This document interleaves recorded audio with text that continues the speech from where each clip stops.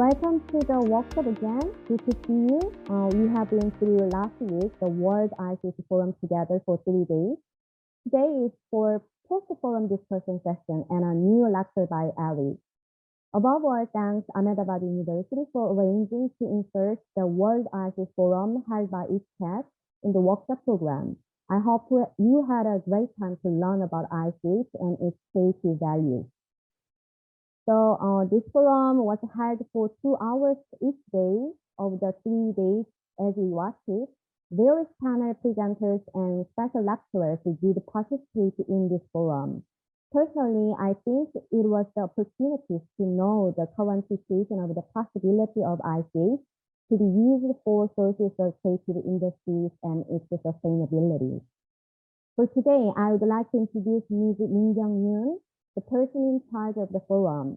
This forum this year was the 5th event.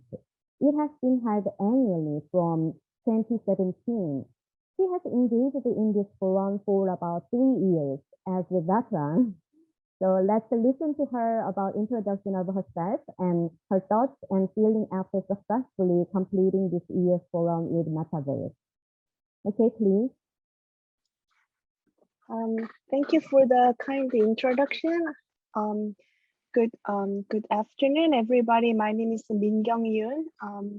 I'm the Assistant Program Specialist at the Office of Cooperation and Networking in ICHCAP. And I'm glad to be here to introduce and then explain about the forum ICHCAP has held since 2019. Actually, the forum started in 2017.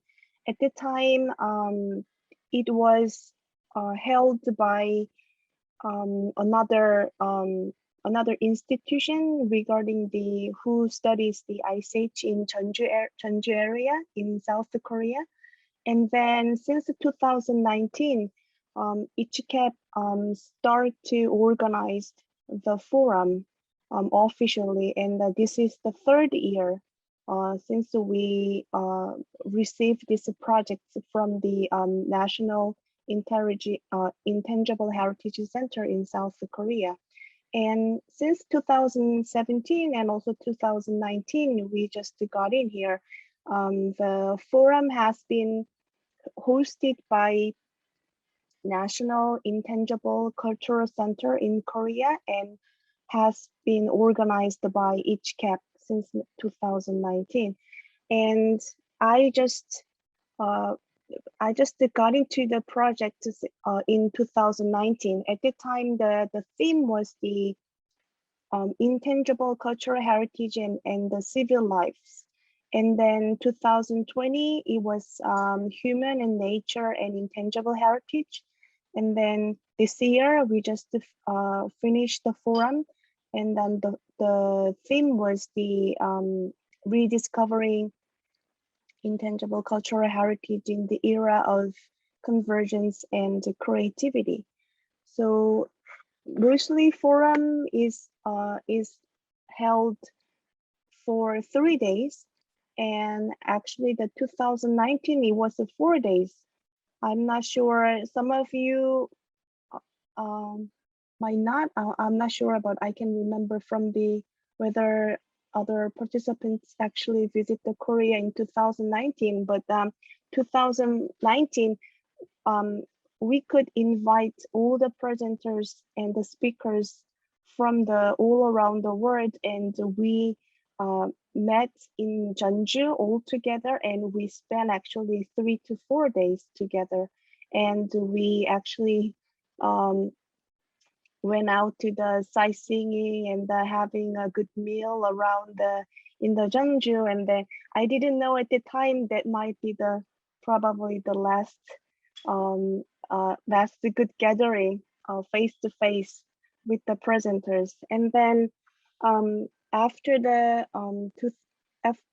right after the COVID-19, the end of the 2019 and early 2020, we had to face the challenge to decide the very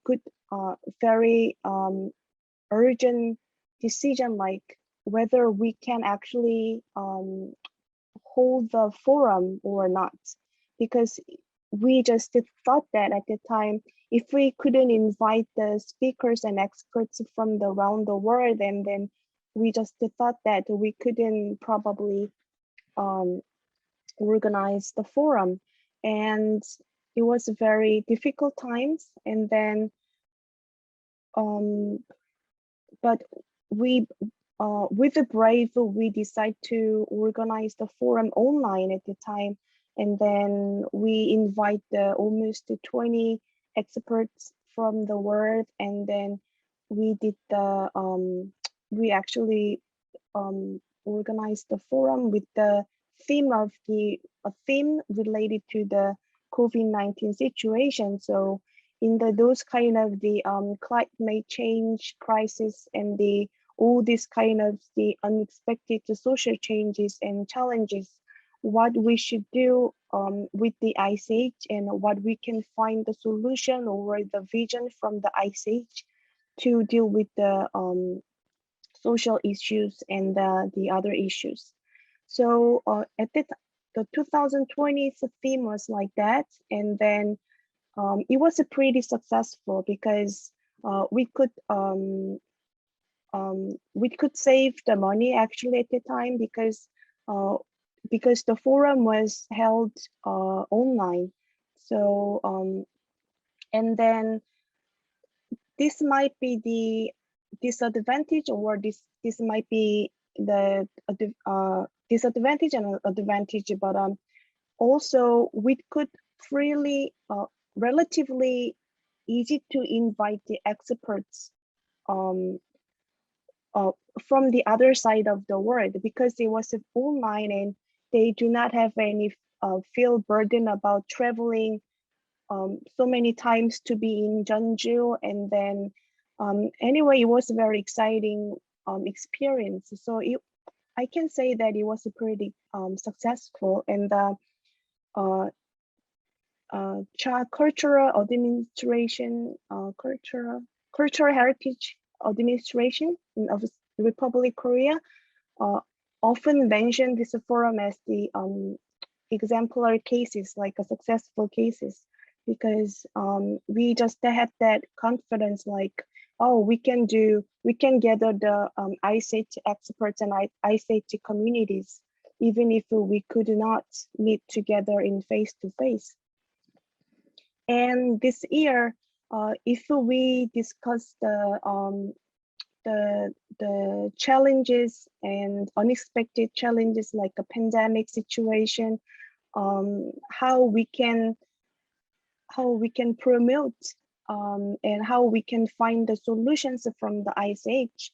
And this year, we just focused on the we should need to move on from we should not sit back and talking about the challenges and difficulties anymore. We should go forward. And so even if the pandemic situation and everybody feel difficulty because of the unprecedented social distancing, this is so long in Korea, like over the 2 years, like people cannot gather like freely. We can also meet each other, even the friends and families, like 2 to 3 people at the time.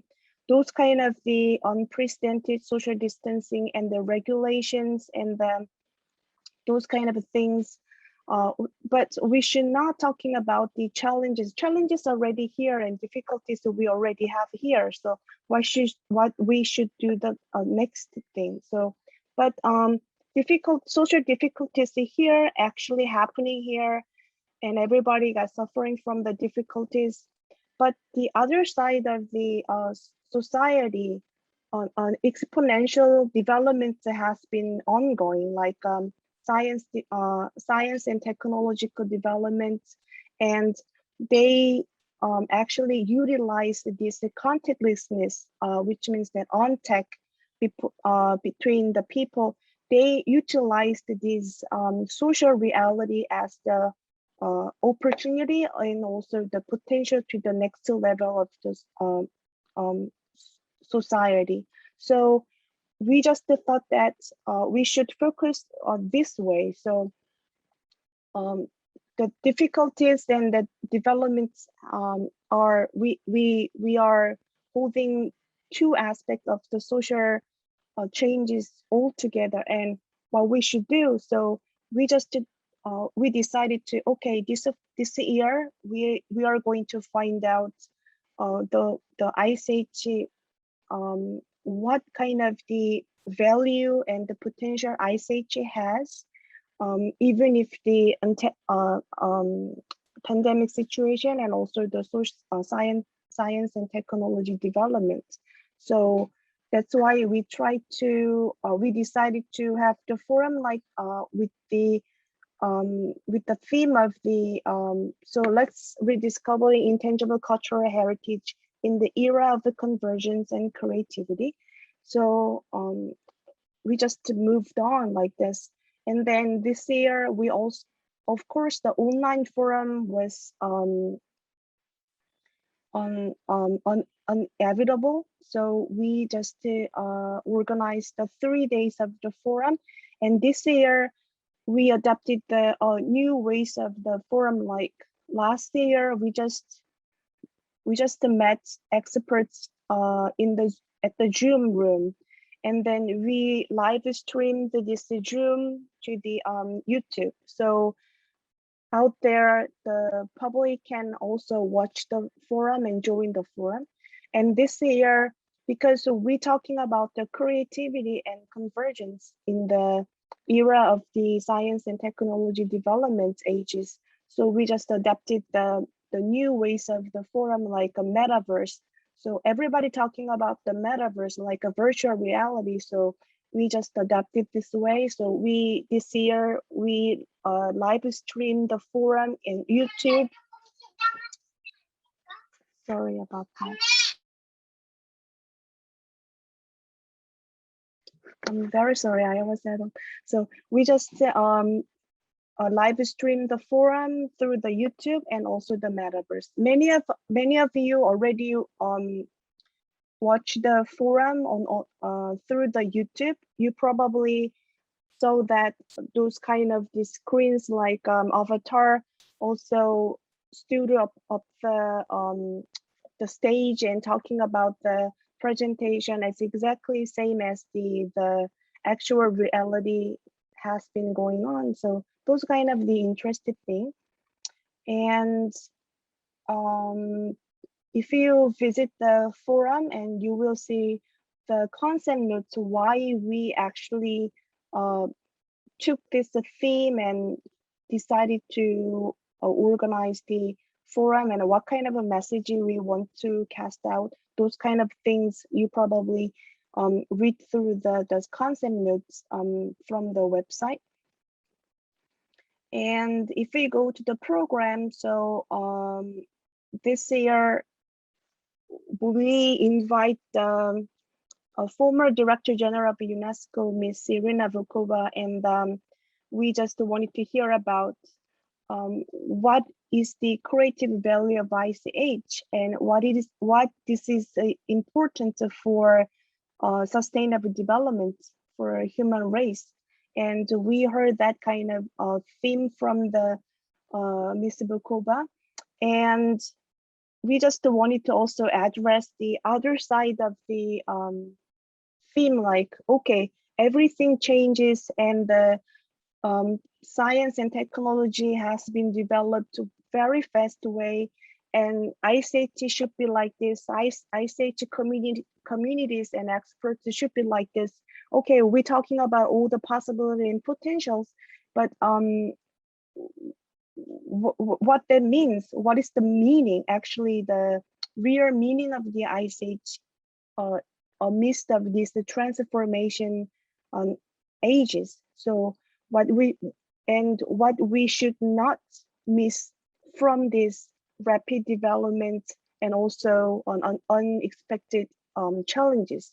We just wanted to address both sides of the theme. So we invited the senior ICH professor experts from Korea, and we just wanted to hear about that kind of the themes. So they they did that very thankfully and very incisively. So the session one was like what's the challenges, not kind of the climate changes or those kind of pandemic situation. In this kind of a transformative social changes, what ICH has been changed, faced, and we just wanted to talk about that. So we invited the experts from the international organizations and also the international global consulting company, and also we invited the experts who actually studied on the relationship between technology development and the ICH. And we also invited those who can talk about what we should be aware of during this rapid situation, what we should be sensitively acknowledge about those kind of the potential and also the difficulty and changes. So those kind of things, the general theme has been dealt in the session one. And during the session two, day two, we just wanted to figure out actual cases of the ICH adopted the innovations and changes from the society, and what kind of new value has been created by the ICH experts and communities. We just wanted to talk about that. So we heard from the opinions from the social entrepreneurship experts, and also we wanted to hear about that kind of things from the technology company, IT company, and also we just wanted to hear about those kind of things from the UNESCO experts. Like actually the UNESCO World Heritage team cooperated with the National Geographic, so they try to raise the public awareness of the less known World Heritage sites. So these days, OTT, which means that over-the-top service, is so closely into our lives. These days, people do not watch the TV anymore. They just go to the Netflix or the YouTube or Disney. They just consume those kind of the contents from the OTT service. And what kind of the lesson we can learn from this UNESCO and National Geographic cooperated projects? So what actually they got the outcome from those projects, those kind of things that we just want to hear.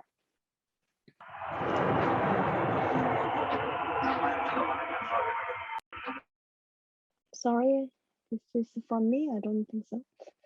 And the third session, we also addressed several issues like kind of the market strategy, like from which ICH can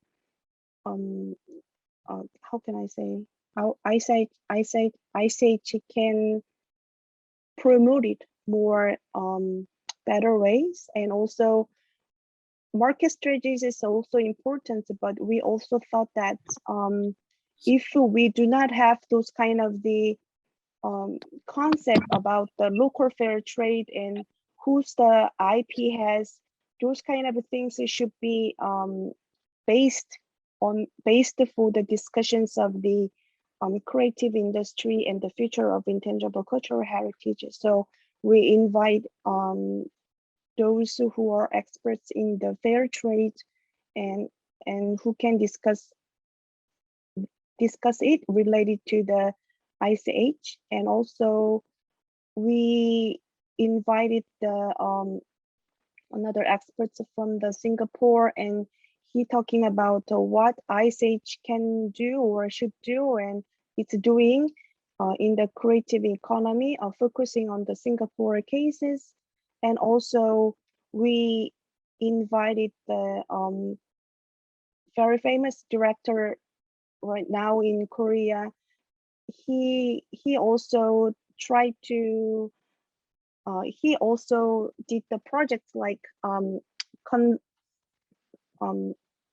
put together with the some kind of the traditional thing and the modern thing. So they he just to create some kind of the music videos right now. So it is very sensational in the young people in Korea. So we invited them and how we can involve more youth how we can increase the youth engagement in ICH. We also wanted to hear about that, because why we talking about this one, because at the special session on the third days, we invited the ICH Youth Forum representatives, 4 people from Nepal and I don't know exactly, Korea and India and other countries, with the moderator, the Dr. Duambi Khan from the UNESCO Bangkok office. They also talking about the future of ICH envisioned by the Z generations. So creativity is very important, and convergence and science and technology development is also significant. But if we cannot involve more young people in ICH,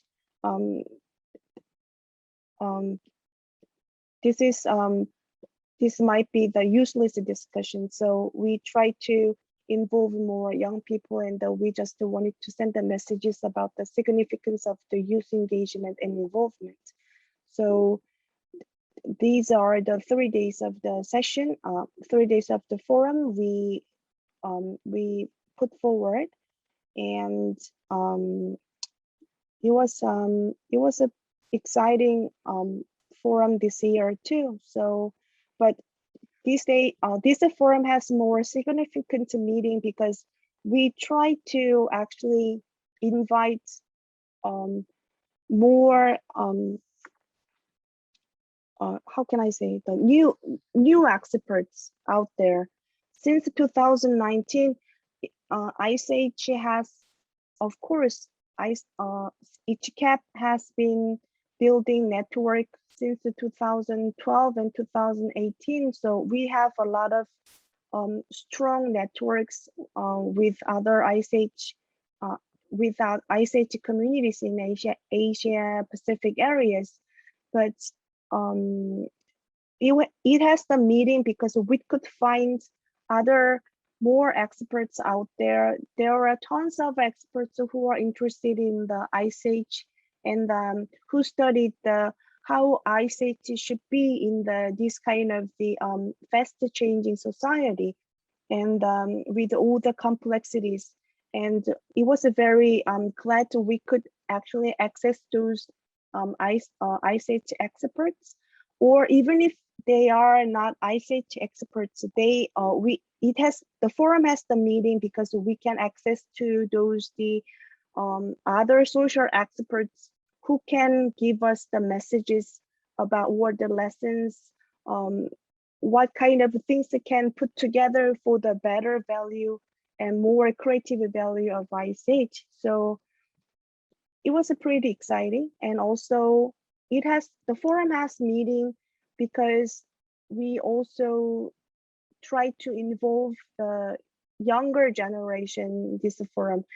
You might know this kind of the conference or the forum, mostly all the experts, all the men and seniors just came together and they meet together talking about the forum and what should we do and what we did do, those kind of things. But this kind of the little bit boring to the younger generation. So we just wanted to involve more younger generation and young people, and we just wanted to provide them to opportunity to make their voices what's their actual thought about the ICH safeguarding and transmission, those kind of things that we just wanted to give them the opportunity. So actually the end of the day too, we met almost 40 people around the 20 countries, and we met in the metaverse.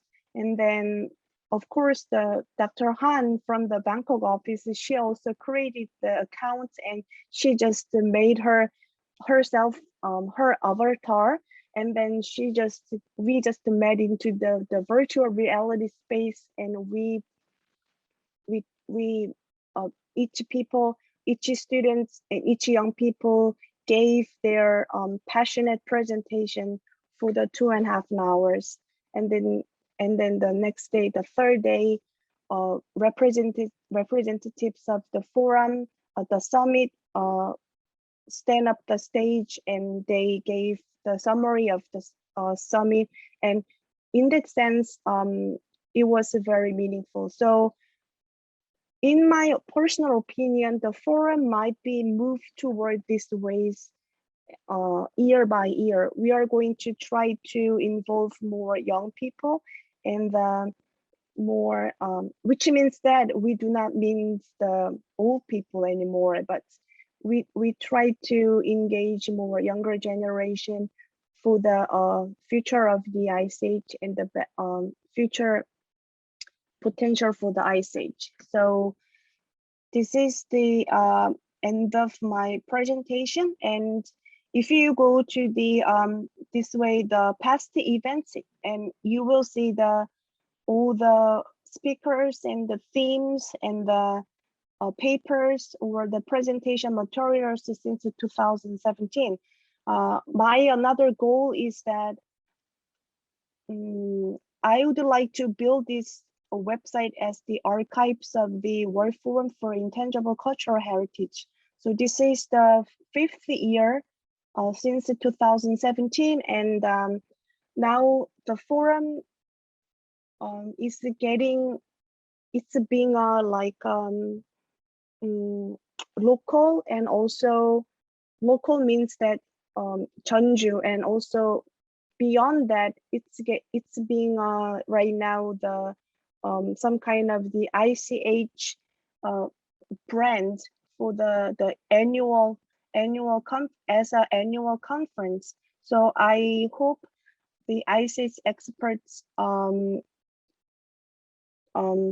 consider this forum as the annual continuous forum year by year. And then my dream is that the forum will be the place for ICH experts and communities from now on. So I'm going to try to make this website as the total archives for the forum, and people can freely visit here and get the information, even if they cannot join, they could not join the forum on time and on site. And this forum, I hope that this website will be the information archives, which can tell you about the trends of the agenda, what they are talking about throughout the years, and how we are interacted with the other experts with the specific theme. So that's it. And Thank you, Min Kyoung, for sharing the background of the forum, finished the last Friday, and your experiences and thoughts with us. And also overall content for the whole day of the forum you mentioned. So now I would like to suggest today's discussion process, because the 3-day forum has huge content for discussions. I think we can talk on each day of the forum separately. So first, summarizing from me, I watched it again for this, and I prepared. And second, the workshop participants, you can share your opinions and comments, any questions to everybody or ICHCAP. So, okay, by sharing the official site again,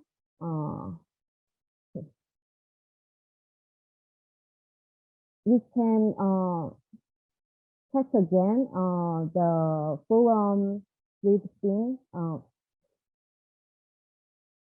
the site. As Min Kyoung mentioned, you can see program and even the YouTube link you can see. So this is first YouTube link like this. So I cannot cover all of the flow of the video. Anyway, on the first day, there were the keynote speakers, Ms.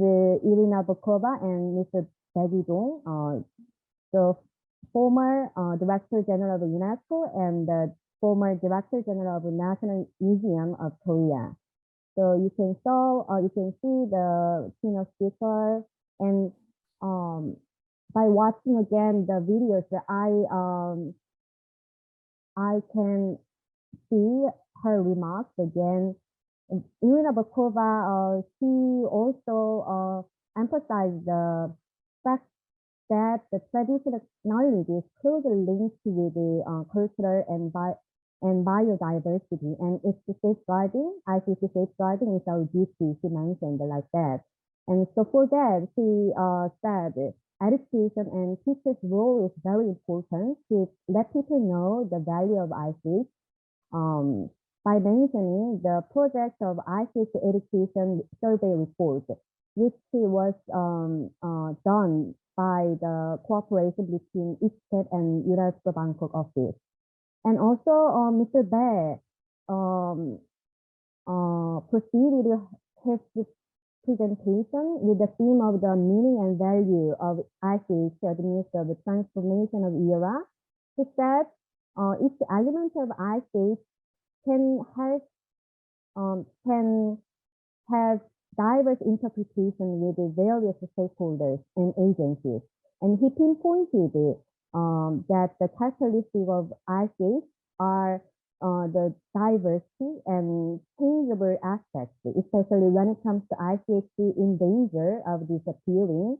It should be recorded, and digital technologies supported by developed countries to developing countries can help with recording and safeguarding. So with the keynote speeches, the following was the main first session. Its topic was the age of convergence and creativity.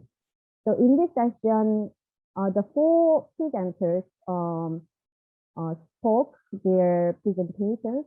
So the first speaker, Amy, from the UN Conference on Trade and Development, told us the threat of the 3C, which means coronavirus, climate change, and community and social unrest. And their solution of it can be said like the same word, 3C. This time is the C is culture and creativity and communication. So she mentioned home concert by Andrea Bocelli and West End Show. The increasing value of outcomes of creative industries using ICH or cultural features, she mentioned. The second speaker's session one was Mr. Lee Si-sung, the managing director of Roland Burgers, explained the fourth industrial revolution era as the era of maximizing ROCE. It means return on capital employed, a term from economics. And creative industries can be a core in relation to the era. So, for example, Squid Game, which is broadcast in Netflix, he mentioned as example. He also said the significance of thinking of the ways to visualize ICH for creating its economy and commercial value. So following his speeches, Ms. Alizabeth, here she is, and proceeded her speech titled "In the Age of New Technologies, Safeguarding and Transmitting ICH." She also emphasizes the characteristics of ICH, its changing and evolving features, which is the same opinion with Mr. Bae, keynote speaker. Especially he stressed the ICHC should be viewed in the direction of the present and the future, not just in the past. So she showed us 3 examples of recording projects with digital technology, iPad, art-free rivers, and Palestine open maps. And also the last speaker, Marta Severo, also explained the use of digital technology, such as internet platform YouTube. So this kind of platform can include and spread many different looks of ICHC in the present, which is alive and changeable. He also highlighted the interaction with the communities and participants among various stakeholders in ICHC information sharing. So this is the summarizing of 1 day of the forum. So can you remind of the first day of forum and with the 4 speakers, and the sub-theme of the first day forum was the ICHC and its use in creative industry is evolving in alive features. So it is important to have viewpoints of ICHC as present and future cultural aspects. So I think we can talk about this sub-theme, creative industry, and ICHC use in this industry. So anybody who can initiate the discussion, or me, how we can talk with the sub-theme, your impression on the four presentations, and please comment on this. The first day was overall the presenters presented about the ICHC and its values in creative industry. So how do you think, and is there any opinions on the forum, or is there anything to add the presentations? Okay, so I had posted a message just to discuss, to post some of your key thoughts out of the 3 days. And I hope you have watched. If in case you have missed any sessions, as Ginny and Min Kyoung mentioned, that they are still available, you can go and watch. I think the question about the 3rd day video, maybe that's where we can start. Mr. Rai mentions that the 3rd day video seems to mention that, seems to highlight the modification of the traditional to modern culture in Korea. So I would interpret that as the adaptation of the traditional culture into contemporary times. I think that's what we could see in that video that was there on the 3rd day. Would you like to add anything to that, Min Kyoung or Jin Hee, so that other non-Korean participants understand how far it is modified, like what is happening in that video? And then maybe we can discuss. Do you have any thoughts?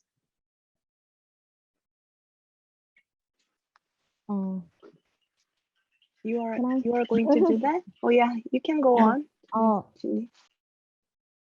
I didn't see in detail the video, but the videos the professor the speaker, Mr. Oh, showed us it's very famous in Korea. Even in internationally, the viewers, many viewers saw that.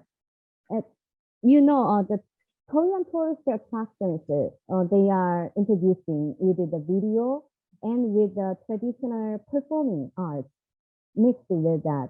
And even not just the traditional things, but also kind of the fusion music with the contemporary playing, rhyme, or some of the like rapper like this.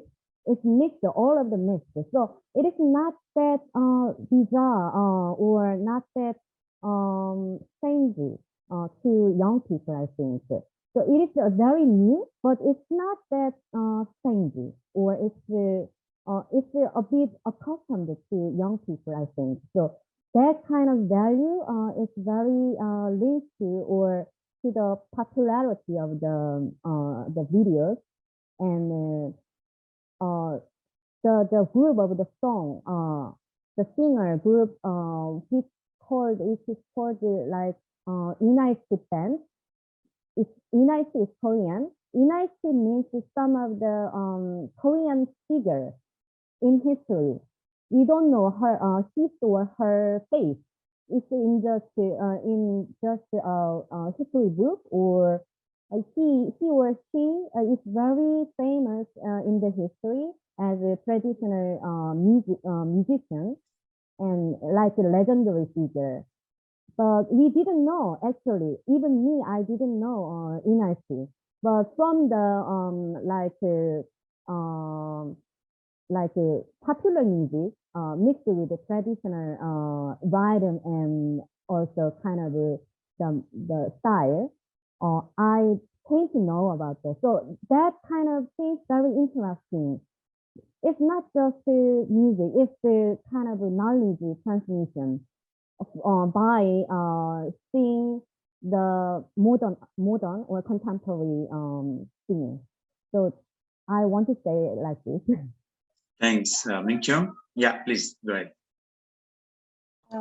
Thank you, Jeannie. If I add some more comments on this, the reason I invited Mr. O, because he's not exactly deal with the ICH at the time throughout his projects, but what just wanted to learn from his project like that, what we should do if we make more familiar and familiar to the, how we can make ICH more familiar to the young people.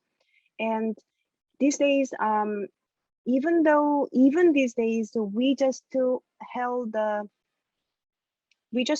the forum for 5 years, but in this area, even in this area, Jeonju, many people do not exactly know what the ICH is.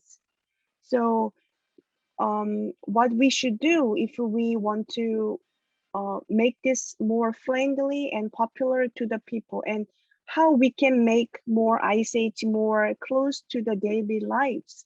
So with those kind of the motivation, we just invite him, and we just want to get the lessons from him. So we also, as the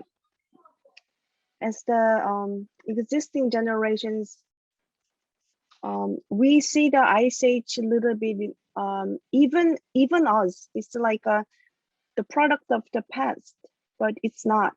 So if we want to send out the messages, oh, people, hey, the ICH is actually the living heritage, and it's a very cool thing, and how we can do this with the ICH, and those kind of things that we want to learn from him. So we invited him, and he used the very Korean pop culture, and also he just put together with the pop culture and the less and well-known places in Korea, and the ICH related cultural heritage with the mixed with the modern arts. So I hope who are studying ICH, and also who are in the ICH communities, have the interested in this projects, and I hope they can develop more projects like this kind of the similar projects that Mr. O has had. So that's why I invited him, actually. Thank you. That's very helpful. And that actually reminds me, because I also attended almost all the sessions. I think the last day I couldn't attend the last session because I had some other meeting. But my impression was also that I could see 3 key themes that was happening in the forum. One was, obviously, it is trying to connect to the idea of cultural creativity. So the creativity meaning that perhaps there is room for innovation. There is room for making it more relevant to the young generation. And I think we have to understand that the millennial Z or millennial M generation versus some of the earlier generation, there is a difference. We have to acknowledge that. And if, as Min Kyoung said, if ICH is living heritage, then it has to live, it has to grow, it has to evolve. And I think that's one aspect that with the theme of creativity. The second I sensed in the forum was, it was pretty much about, exploiting the technology. So rather than just sticking ourselves to what we knew in the past, this is about, okay, what's future? And future is with the technology. There are multiple options, opportunities coming. How can we exploit? I think forum did a very good job in that, by not only having presentations about technology and the use of technology, but also demonstrating. So the video was actually one of those where, and then that the metaverse, I think it's a wonderful platform, and I think young generation will connect to it. Unfortunately, I didn't sign up and I didn't use it, but I'm glad that Han did it. Wonderful. So I could connect, because earlier we had heard this Second Life, and there was, some of those video, the online games. So I think that's the language which might connect to the young generation. So why not use it and perhaps exploit? As Ginny and Min Kyoung highlighted, that this year perhaps your scope of the forum also expanded because you were online and you were exploiting technology. So I think these are the lessons. The third point I sensed was it was also very much about networking, right? Because the technology is allowing you to network, but network is not just like a social media where you connect and share, but networking is very important tool in today's globalized world to do the capacity building, to create interest, and to connect people so that people can support each other. So I think these three themes to me came again and again during the 3 days of the forum. But I can see in the chat box, there are a few observations that I can read. One is obviously this great thing that how can we use technology, and some of it we learned there. The other is,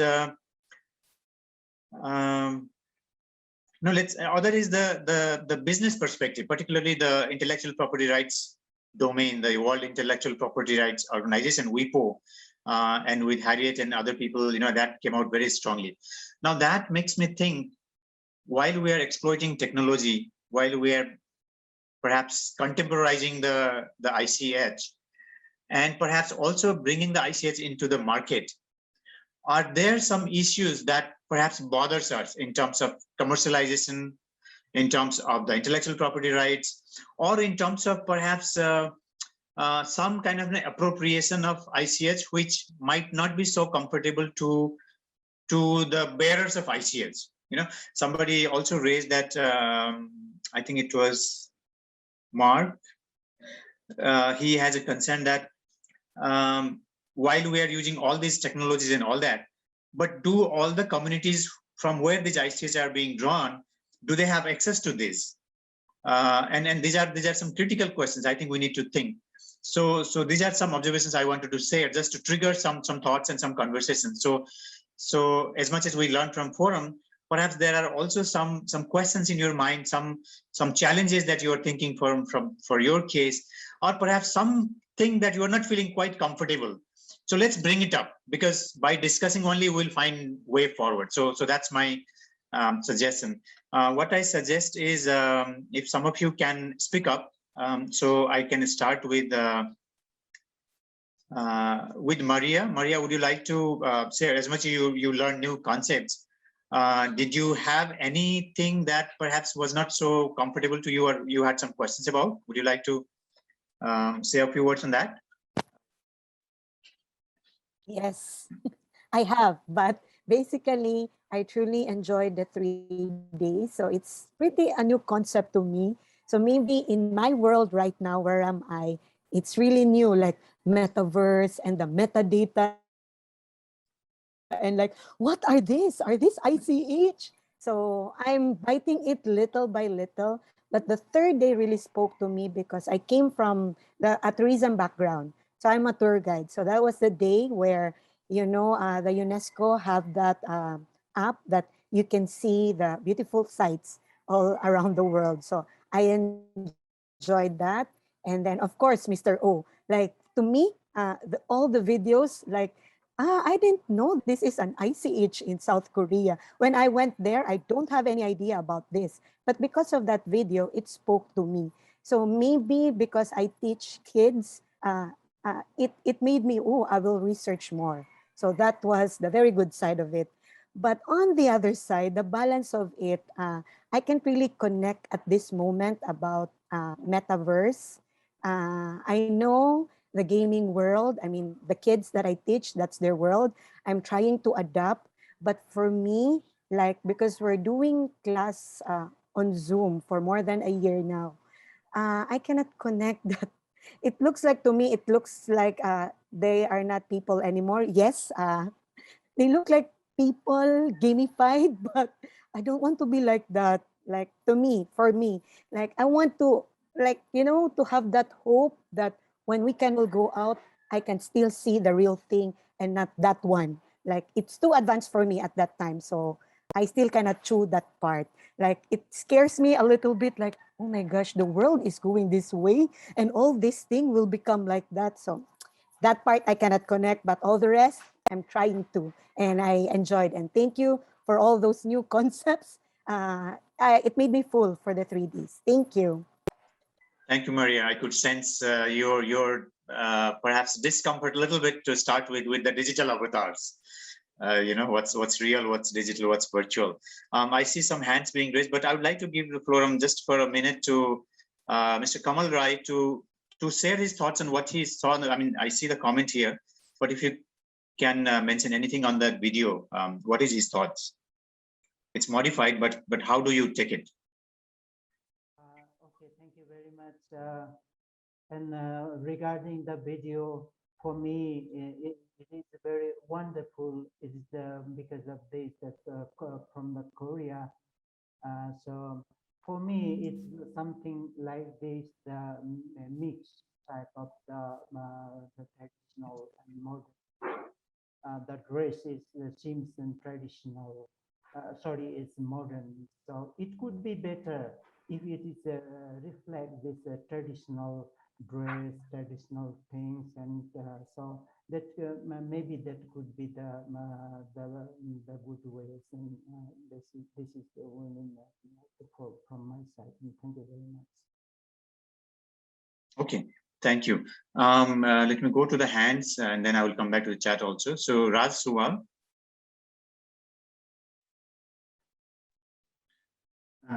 Yes, sir. Good morning and good evening to all. Basically, I consider IPR as a basic tool to connect youth with the ICHCAP. The one information I would like to share here with all of you, especially to Neil sir. I was a lead member for the National IPR Policy Draft Committee in Nepal in 2017. When we were drafting IPR policy for Nepal, we have included ICS, traditional knowledge, and intangible cultural heritage, including folklore and all those things. We have included in our policy as a subject for intellectual property protection. And my logic is, since I have been engaging in IPR teaching and practice for the more than 15 years, my experience is when we understand geographical indication in intellectual property, geographical indication is itself a part of intangible cultural heritage. This is a part of heritage, and we are protecting it as a major intellectual property in the World Forum. Then in my understanding, when we talk about IPR protection in ICS, a lot of people will think that it is not practically possible as it is diversely shared in the community and the political border and everything.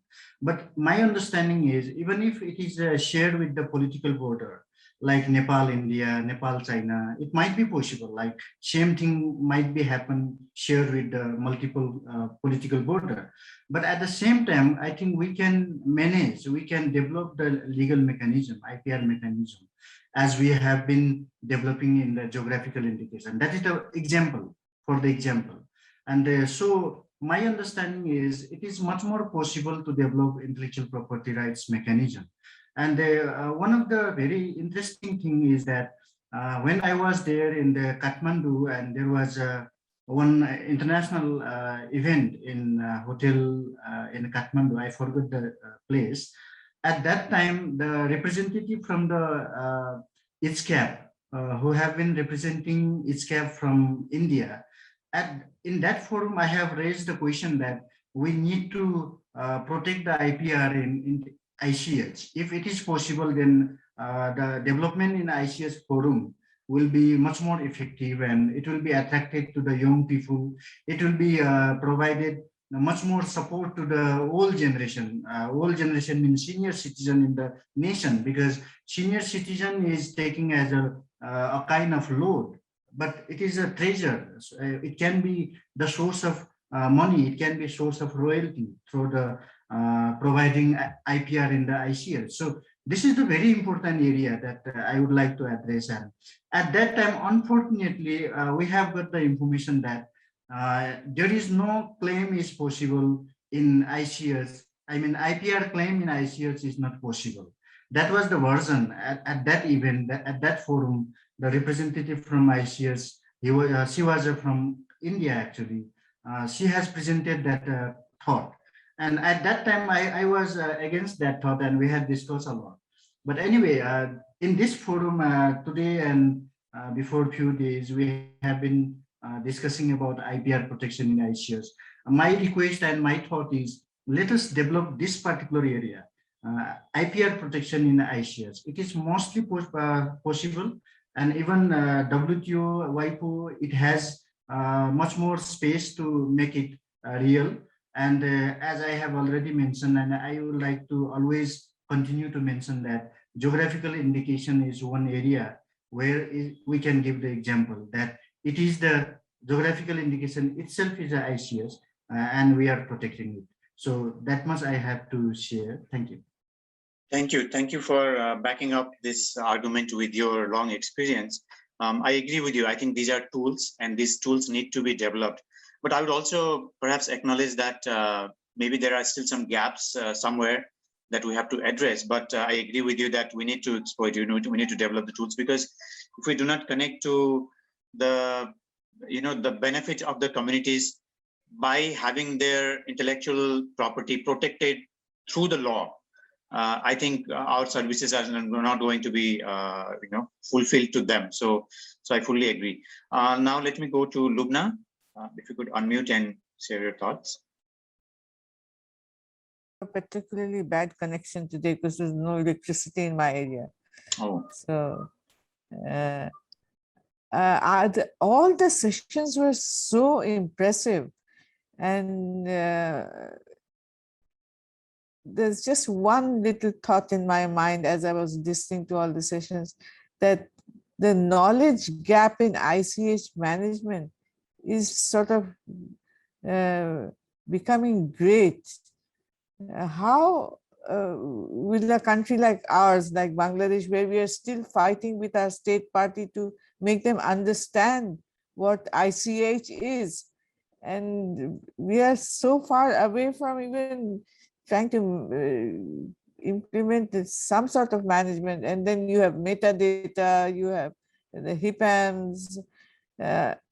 It was just a bit sad for me. I thought that how can all this knowledge be, can we, a country like ours, utilize?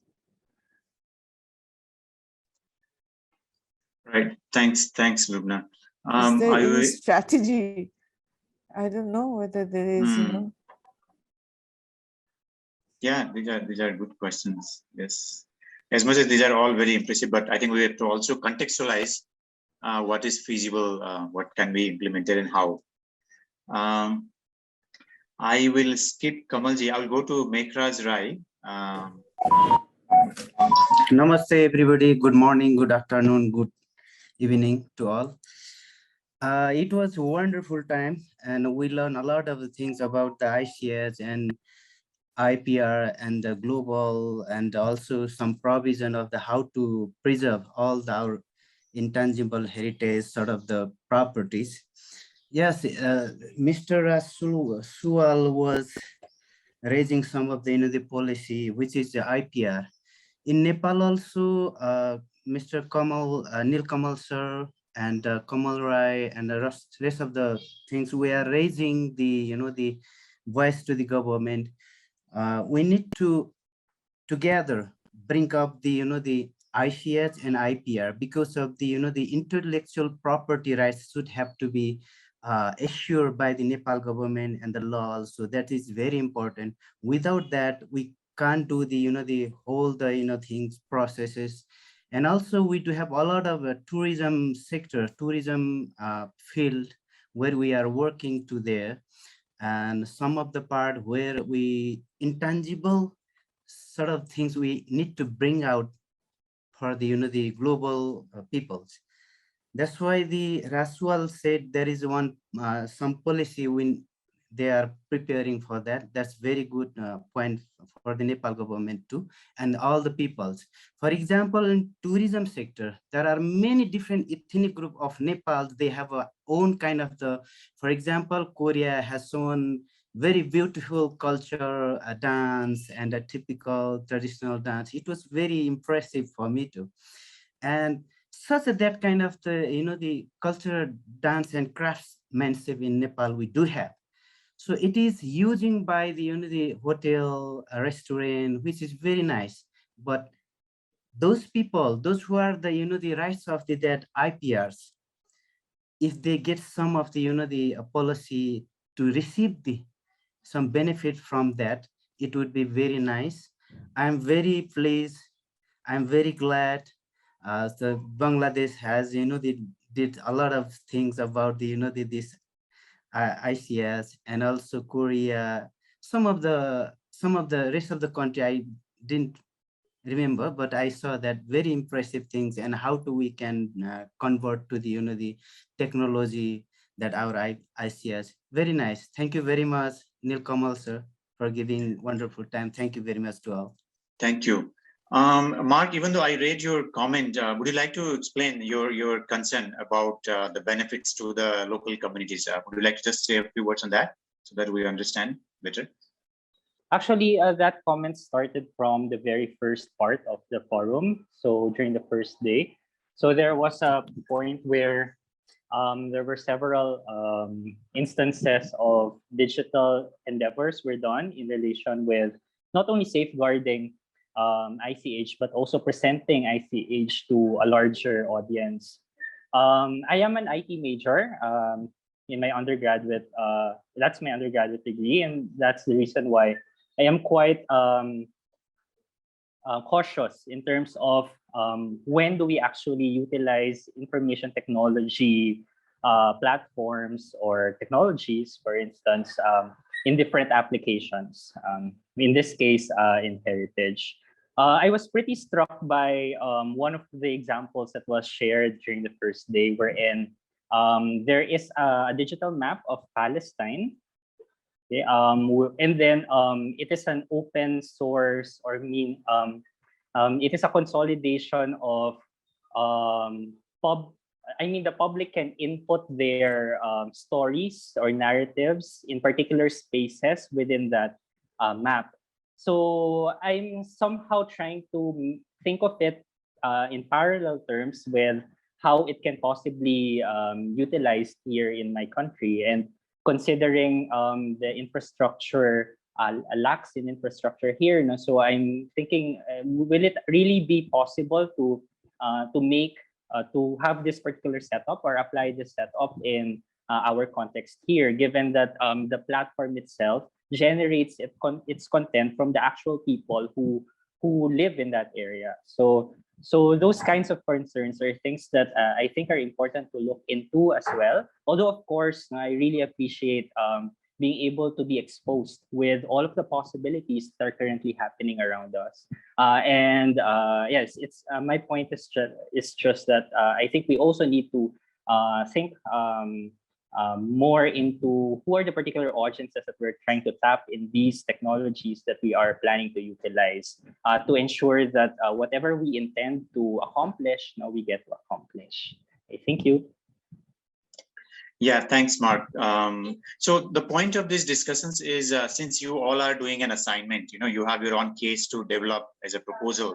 I would like you all to keep in these minds as you observe, as you understand new ways, you are inspired by it, but try to connect it to your case and see, okay, would I be missing something? Do I need to sort of, look at it from a slightly different point of view?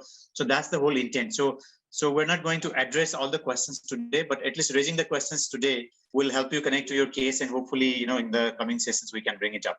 So I would just like to then ask Gunjan Joshi, even though the question is written there, but I would like to give the floor to Gunjan for a while to ask this question so that it's more clear, and perhaps you can also bring an example.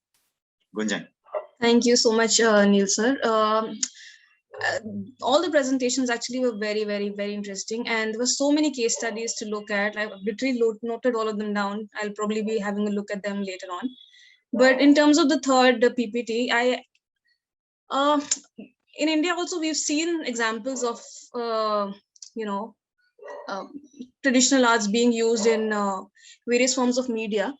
But I was just thinking, like, I could see this one video where there were some dancers, masked dancers behind one of the pop stars. And since I also practice a mass dance form, there's so much sensitivity that one needs to look at in terms of these traditional art forms. And it's not just the form of presenting them. My question was, even at the forum, but I think there was some time constraint. But so at what point in time does cultural representation turn into a cultural appropriation? And we also talked about in the previous days about the example of H&M using the Sanganeri design for their collection, and that itself is also cultural appropriation. So one of the questions definitely was that. And then I also see a lot of questions about the Engage platform. And I did happen to make my avatar, and I did go for the youth forum. It was very exciting. And but again, the question I had regarding that itself was, how do you bridge the gap between the older generation and the younger generation? Because in any case, the older generation is so technologically challenged, if I may say so. Even coming to Zoom, it's very hard for them to understand what's going on. And then you have these avatars, which are just like this, so gamified that there's this disconnect that could happen. So there was a lot of food for thought during all of these sessions, and a lot of questions. Personally, for me, I've noted all of these questions down, and I'll definitely be looking at them. So it's very, very interesting. I mean, they were very informative, but I could sense a lot of challenges that could be arising from a lot of these presentations. So thank you definitely for letting us go through this. Thanks, Gunjan. Yes, cultural appropriation, how to, at least being sensitive about that is the most, it's a starting point for us, and you are very nicely bringing up. And that leads to, perhaps what I mentioned in the very first day also, is that there are several ethical issues also. And I'm glad that Yoo Jung Kim is raising some ethical questions. So I would like to request Yoo Jung Kim to, please go ahead. Yes, I mean, this is an issue that I've been really kind of wanting to ask during the whole hour session here, but I guess that they raise a really valid questions. But at the same time, all these different forms of ICH and how, they're trying to kind of bring these different ideas to how do we promote, how do we engage between the older generation and youth and all of that. But if you think about it, all these Mr. O's presentations, it's done by Korea Tourism Board. It's a government-backed big project with a lot of money, a lot of resources, but at the same time, the Mitos Orgol's presentation about Weave, WEAVE, she's trying to kind of empower these refugee women, group of refugee women, and empower them with these tools that she doesn't really have any other resources, but maybe some of the volunteers and all of that. So we see a big gap in this. How do we do it? I mean, where the money is coming from, who's involved in it. So we see, it's great to see different, wide range of initiative and efforts, but I think we should just make a point that where is this initiative coming from, so we can learn from each other and all of that. But yes, again, I guess Mr. Raj Suwal, he mentioned all these issues about ICH being questioned in the IPR. I think this is the area that I like to really dig in, and maybe for the assignment, maybe I can actually jump in, in one of the project that somebody is working on, so that's my comment. Thanks. I'm glad that so many comments are pouring into the chat box. So even if we run out of time, we will have all those recorded, but nonetheless, I'll go through it.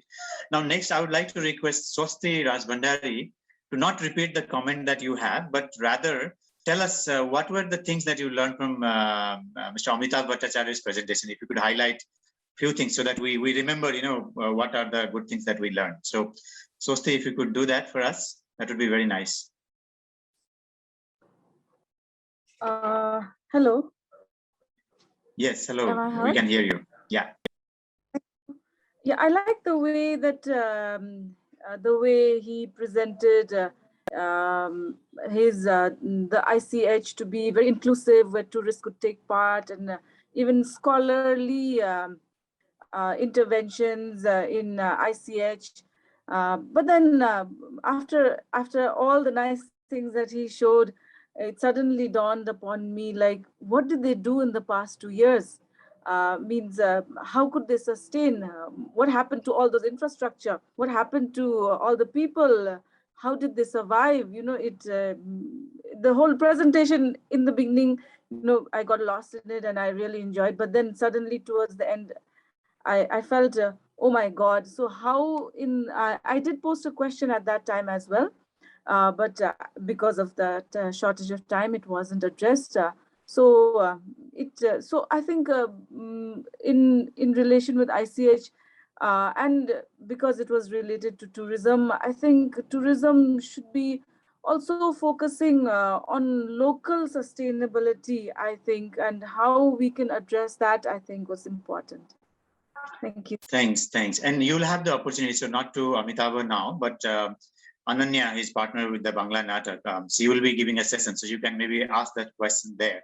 But my sense would be that if you're talking about last 2 years as the pandemic era, what Bangla Natak did, in my knowledge, is they exploited digital technologies and allowed these top people to really, use the digital platforms to still be on the market and run the livelihood. I think that's what they did. So hopefully Ananya will touch upon that. I think it's next day, tomorrow or day after. So thanks for highlighting that.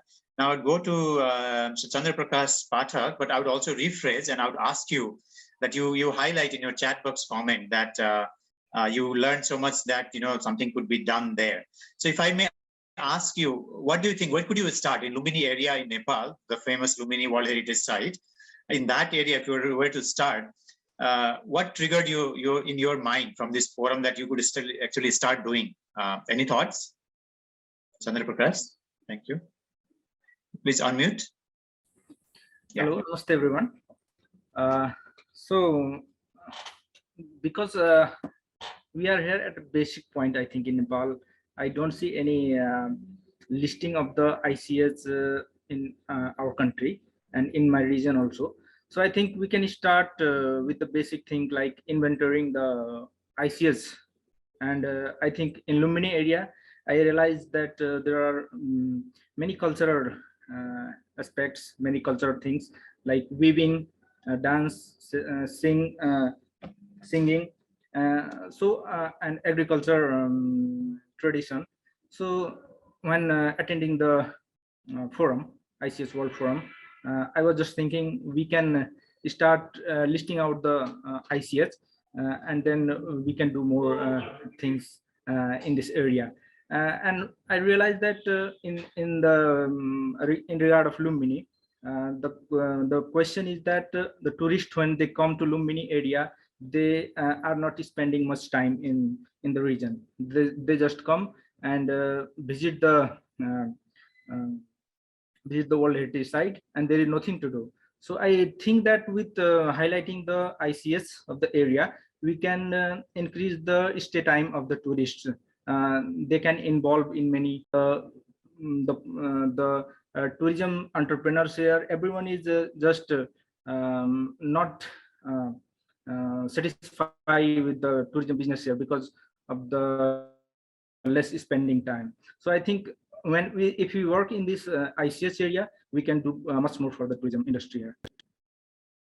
Thank you. So I sense that you can start an inventory. I mean, maybe perhaps that's your project. Maybe that's where what could be. And I'm glad that, in the coming days, I think tomorrow we'll have a session on inventorying processes. So I hope that will be useful.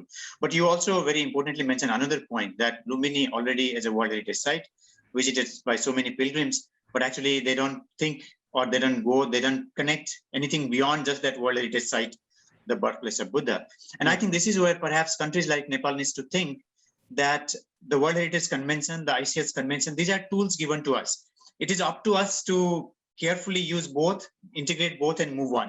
I think Nepal right now is just stuck with the World Heritage Convention, and I think this is the high time that we focus. So I'm glad that people like you are here and already getting a sense of what's the possibility. Thank you very much. Now, Rose Rowe, would you like to take 1 minute or so to frame your comments? So it's just about the interface. We're watching on YouTube, trying to be concentrated, but because definitely it's all awesome. I love the display of technology, but at the same time, there are things that, yeah, as I've said, there are things that are like scary. I mean, like, I don't want the idea of machine displacing humans, maybe that idea that it will be used against labor, as against cultural workers. I hope that will not be the case with the technologies being applied to ICH. I really hope that it's a good blend of technology, high, very awesome. We want that, of course, definitely, especially the generation now. I know I have kids enjoying technology. They live in the, like, I have my son is a Filipino. He never left out the country, but because of YouTube, he speaks as if he's a Filipino American. I mean, that is how integrated the generation of a significant number of Filipino children. They sound like not, you know what I mean. They're not pure in the language. So I'm just wary of the, we try to be, I am not anti-technology. Definitely I'm into technology, but I just want that we'll always, very conscious.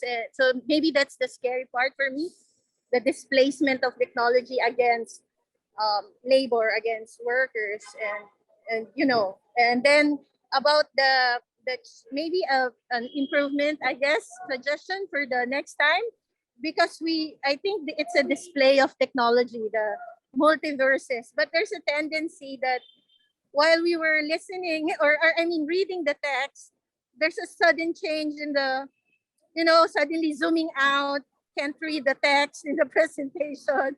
So maybe a better, I don't know, lack of word, better choreography in the in the the changes in the frames, when not to change and when to change, to highlight one universe to another or something. So I don't know if it's helping, but yes, it is helping.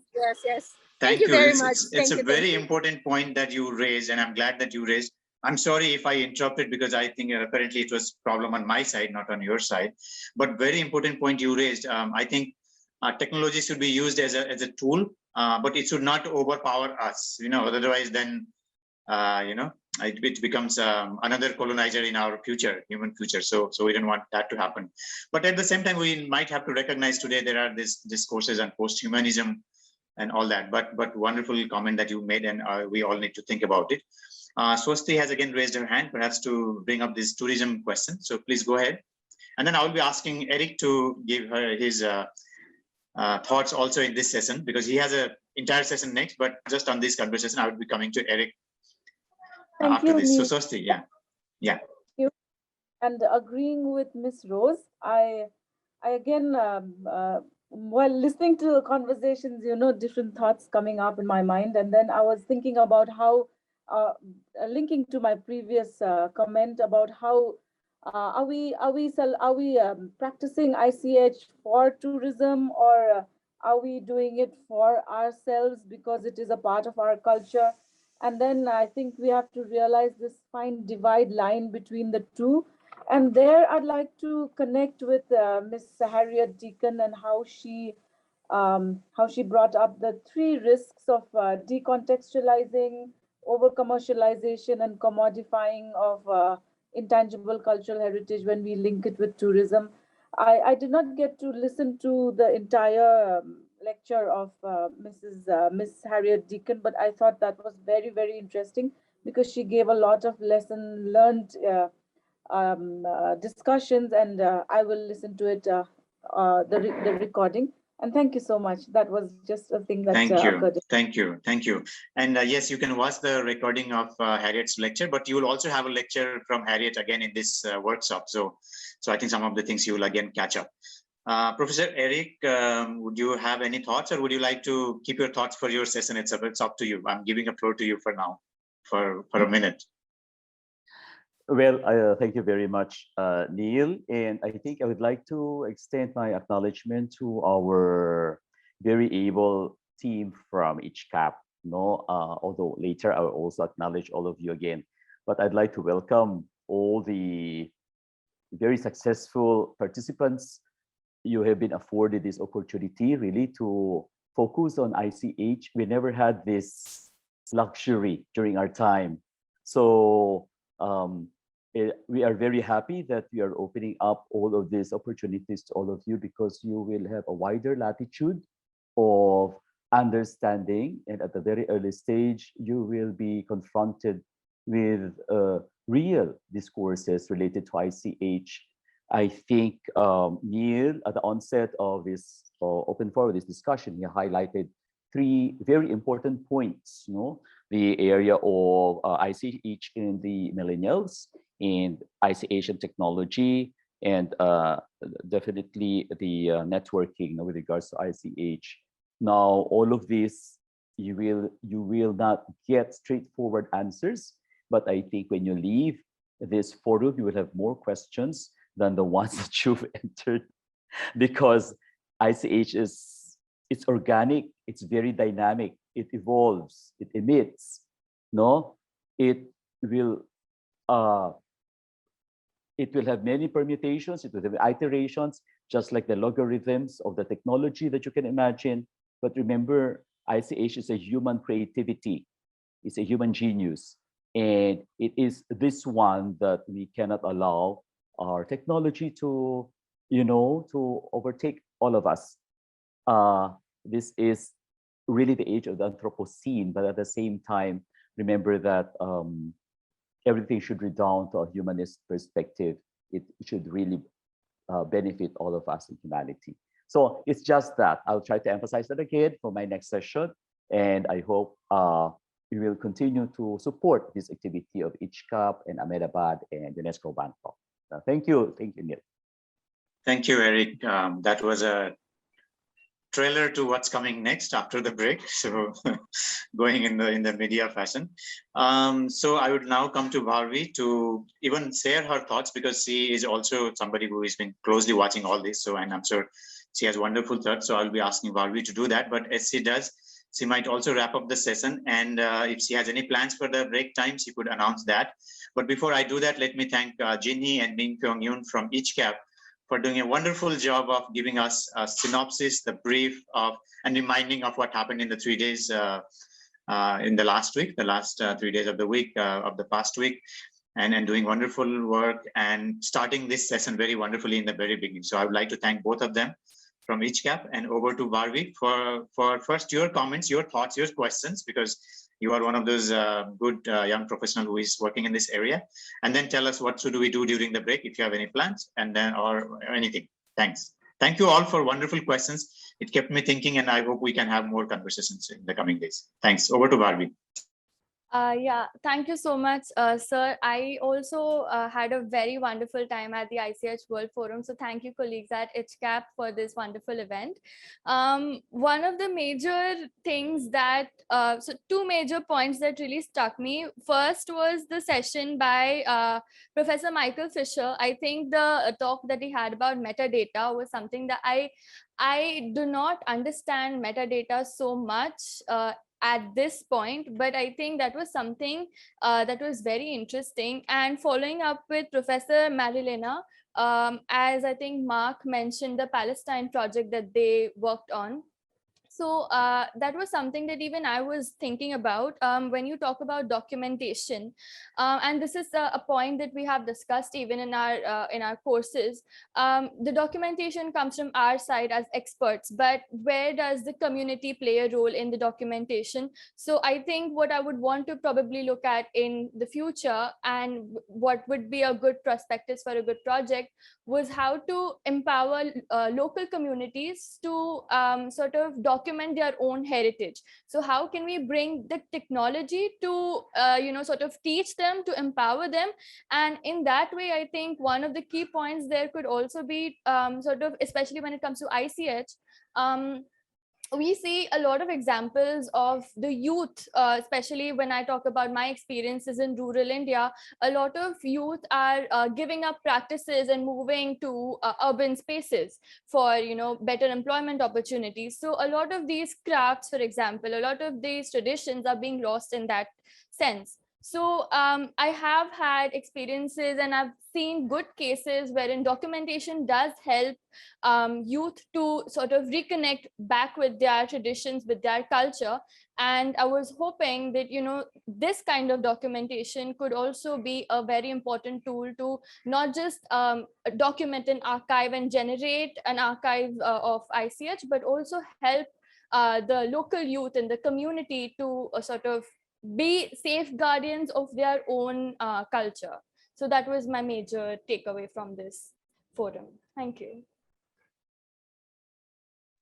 Okay, Ginny or Min Kyoung, do you have any final comments to give? We have just 1 minute, but I hope that's okay with Barbie's permission. Yeah. Thank you for participating very actively for 3 days. And I would mention one more because the theme of the forum was the kind of a technical, like the breakthrough and the use of that for safeguarding ICH. But many presenters emphasize the community inclusion actually. So the mechanism, machine breakthrough, it should be going to the community inclusion and supporting community. So we should be in mind about that. I want to say that. Yeah. Thank you. Min Kyoung, you have 1 minute. Thank you so much for your active participation in the discussion today. And it was a very good chance for me to think about what we should deal more in detail with the under the theme of the forum this year. And I believe your comments and the discussion today will give the ICH communities and the experts to develop more detail and the valuable agenda for the next stage. So thank you very much, and I hope we can have another good chance to discuss and develop these courses more in very near soon. Thank you so much. Thank you. So Barbie, what's the plan now? So we have half an hour's break. We have 30 minutes now. We did see a lot of wonderful comments and questions on the chat box, and I would very much encourage all the participants to ponder more on these questions and comments amongst yourselves. And if need be, I can create breakout rooms if you want to go to these breakout rooms and have a session of your own without the recording going on. And otherwise, we also have the main session going on where you can definitely share your thoughts and comments. And as you said, networking, this is your opportunity. So the floor is yours now, and we will meet after 30 minutes for Professor Eric's session. Yeah. Sustainable development. So again, I'd like to congratulate the very successful participants and like to greet from the Philippines, the class of Professor Neil Kamal. So to everybody, mabuhay. No? So that is a very Filipino greeting that says, I share life to all of you. And for this afternoon, my module is on the convergence of UNESCO Heritage Conventions. And that was the task assigned to me by Professor Neil. So I hope everybody will have a takeaway on the overlaps of these very powerful conventions of the UNESCO. Now, to run you through the outline of presentation, So for the next hour, we'll work on some concepts related to heritage. Then I will try to be as seamless as possible with regards to the build-up of many of the thoughts and philosophies that led to the 1972 World Heritage Convention. So far, this is considered as the most successful and I think the most expansive convention of the UNESCO. And this will morph eventually to other concerns, and this will provide and pave the way to the 2003 Intangible Cultural Heritage Convention and also to the 2005 Cultural Diversity Convention. So just to take off with concepts, now heritage is a human construct that ascribes value to memorable expressions for the past, that gives meaning and identity to the present and ensures its continuity to the future. Now, there are three areas that I'd like you to focus on. The first is that point of human construct. Human construct meaning for a thing, for something to be heritage, there has to be that human factor. No? So there has to be that element of man's imagination, and this kind of construct ascribes a particular meaning, a particular value, a particular significance, no, to these expressions. And these expressions should traverse basically from three time dimensions: the past, the present, and up to the future. So I think we will look at this in detail later. And when you talk of heritage, it's really meaning making. You have been talking earlier about metaverses or meta narratives. This is really one of the points of heritage. How do you tell stories? You know, whether this heritage is expressed through tangible or intangible, through movable or immovable, there are stories to tell. And when you share these stories, this is really a way of how you assemble your world. So I'd like to share with you a very basic concept of how we have conveniently categorized heritage. And I think you start off with this three-sided heritage pyramid. It's three-sided because we only have so many categorizations. Now, this three-sided pyramid, the base, we would refer to this as nature, natural heritage, and the upper part or the apex would refer to cultural heritage. I'd like to emphasize that all of our cultural heritages are based on nature. So this often reminds me of the adage from COP21, our climate change movement, that man cannot exist with nature, but nature cannot exist without man. Man can't exist without nature, but nature can exist without man. And here you see that very often, the moment we enter into an environment, the moment we take out something and transform it according to our needs, that transformation even eventually becomes cultural heritage already. So for cultural heritage, we have these big categorizations of intangible and tangible, and tangible is further subdivided into movable and immovable. These three sides, the tangible, immovable, tangible, immovable, and intangible, all these sides share corners. And because of the sharing of the corners, I think we should remember that it's very difficult to discuss one category without discussing the two other categories. Short of saying, when we talk of cultural heritage, we really have to discuss it in a very holistic frame. We cannot just discuss it in isolation. No? So if I were to discuss a temple, now this is tangible, immovable in terms of heritage, it would have its elements from nature, from its stones to the timber. It would also have its history. It would also have its objects and artifacts inside. It would also have its rituals and ceremonies. So this provides us a very holistic understanding of heritage. Now, because of this categorization, and very often because of the ascribed value that we have, a new concept would emerge, and this is heritage conservation. Now, in the work of Yanis Polios, he very succinctly narrated this movement that emerged from Western Europe that experienced, layers and layers and layers of movements. So the Protestant Reformation, Catholic Counter-Reformation, the Enlightenment, and this conservation movement was based on the firm belief on science and rationality. So for some of you, you may have read a number of literature related to conservation. The turn of the century, this was within the larger package of Western European modernity, industrial capitalism, the nation state, rapid economic development, and this sense of human mastery over the natural world. So that became very, very pronounced, particularly in the 80s, up to the early 90s. That's why the concept of sustainable development emerged. Now, also, just to introduce to you that over the years, there had been three basic material approaches to heritage conservation. And one is the material-based approach. So far, this is the one that still resonates, even in the European countries.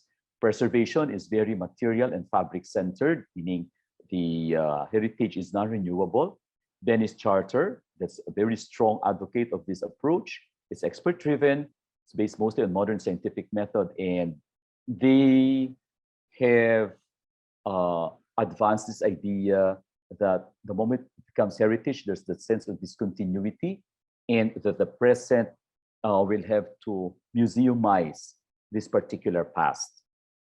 There's also the value-based approach. Now, this approach emerged in the 80s because of the pronouncements and declarations. I think many of you are also familiar with this. The Buddha Charter, and this was picked up also by the Getty Conservation Institute in 2000. So values that society ascribes to heritage, I think you're very familiar. Very often you will hear historical value, cultural value, aesthetic value, the social value. So all of these are the vocabularies of this particular approach. Community became the core of conservation. So finally, they have acknowledged the value of the community and the protection of the values. Now, the protection of the values, though the community is there, there's still a very strong Western biased set of views. Now, the last approach, this is the living heritage approach, and this is the one that veers very strongly towards ICH, and this already has been acknowledged in some other UNESCO international conventions. If you look at the dynamics of heritage, of why is there such a thing as conservation, I think we have to remember that intrinsic to this definition of heritage, the transmission from past, present, and future, transmission mechanisms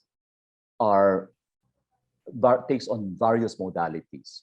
It can be through education, it can be through legislation, it can be through tourism, it can be through tradition. And very often when we talk of value, it's a positive value, value-based approach. It's a positive value that's meaningful to the person, to the community, to the group. And when they do something to extend the life of this meaning, they would like to reenact it, they like to create it again, they like to live it. For built heritage, for tangible heritages, you can do a wide spectrum of conservation approach. So conservation is a very encompassing word that includes preservation, restoration, reconstruction, redevelopment.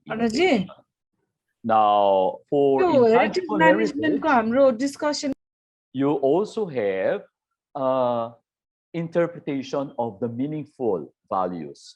So if you'd like to extend this living memory, you do a safeguarding approach for intangible heritage. And that's why you also have safeguarding tools. You have identification, you have documentation, you have research, you have enhancement, you have revitalization. So there's a wide gamut of all these actions that are expressions of safeguarding. Now, on the negative side, you may have some heritages that bear negative memory. Sometimes you would like to sweep this under the rug. There are many instances like this that maybe a group of people wouldn't like to discuss a particular incident or event in history. So even for some people, there had been, in some nation states, there had been deliberate destruction of historic cities. This is what we call urbicide or urban suicide.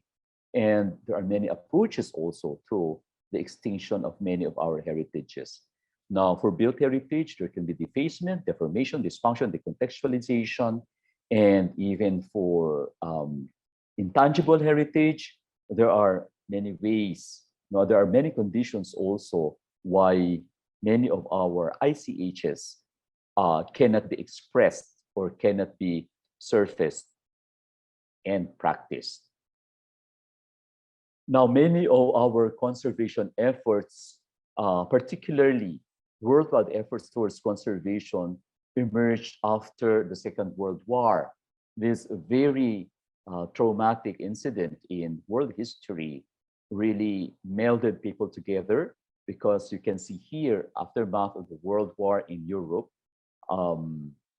so many of the important structures, so many of the movable heritages moved hands, and many got destroyed. So I think this portion here, this is Cologne, and this is a tower. In fact, Warsaw was the most devastated city after the Second World War.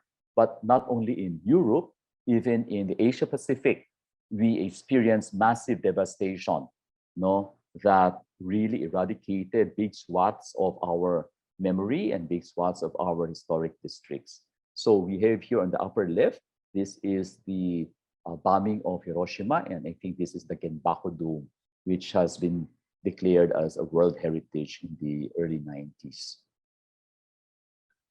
Now, what emerged out of this? According to the study of Elliott and Schmutz, they comprehensively narrated the conditions that led to the World Heritage Convention. These were events, these were movements that primed the emergence of this notion of a World Heritage effort, for a World Heritage conservation movement. So it was like a universal cultural order. Now, there were three areas. One was the idea of a world polity. Next is universalization, and the next is rationalization of virtue and virtuosity. Let's discuss this one by one. So immediately after the Second World War, the world polity emerged, and governmental bodies, networks composed of legitimate and specialized actors, became models and institutions of heritage preservation. So because of the massive destruction, that people started to look back and to cherish what were lost. So the first order of the day was to assemble like-minded individuals, experts, to establish that sense again of security. So in the European and Americas, they established the NATO, the North Atlantic Treaty Organization. In Asia, we had the SEATO, the Southeast Asian Treaty Organization. And even in the areas of culture, arts, heritage, UNESCO was established post-war, and even ICOM, the International Council of Museums, these were established post-war, primarily because they have to have an organization that will act not just for security, but really to oversee many of these arts, culture, and heritages that we've had. The next one is this universalization, the inflated notion that certain achievements and natural wonders are not only meaningful to one particular person, to one particular group, but it has meaning and value to mankind. And remember that at the turn of the century, from the 1910s to the 1920s, that concept of national parks, that was already emerging in the Americas, and it was in this context that whenever they would declare a park, they would state this concept of for the next generation. So there was that sense of continuity. And for the next generation, not just for the Americas, but for the whole world. So that fomented this concept of outstanding universal value. And the last one is that rationalization of virtue and virtuosity. This referred to the legitimized global universal action of virtue, no, and an embodiment of excellence for superior performance or ability. So after the war, there was suddenly this concept, no, of virtue and virtuosity, excellence and superior performance or ability. So maybe you've noticed that there were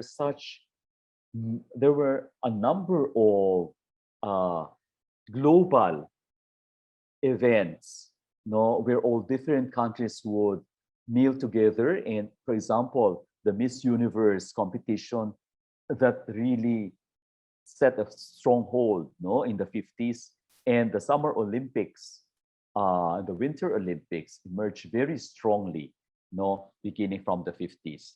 So all of these were actually embodiments, no, of all this concept of virtue and virtuosity. So 1972, you had the 1972 Convention on Protection of Natural and Cultural Heritage, popularly known as World Heritage Convention. Now, all of those three contexts that I shared with you were build-up contexts, but there were very explicit events that really catapulted the fruition, no, of this particular 1972 World Heritage Convention. The first one was the historic transfer of the Abu Simbel Temple to higher ground from 1965 to 1969. So these are archival photos, and if you will be able to have access to the National Geographic of this era, you will be awed by the scale and enormity of the work that were put to the transfer of Abu Simbel from this portion, no? And the moment it got dammed, when they were putting up the Aswan Dam, it had to be placed 200 meters up, no, higher, so that this will be preserved. But the whole temple, remember, could not have been moved without the effort of other nation states. Now, other countries that helped Egypt were the United States, United Kingdom, there was France, there was Spain, and successfully they were able to move this very important temple of humanity. So when you look at this temple now, this is one of the major attractions whenever you go to Egypt and enjoy the Great Pyramids, no, in that area. Another event that also contributed to this consciousness of heritage of humanity was in the Indonesia's Borobudur and its rehabilitation, also in the 60s.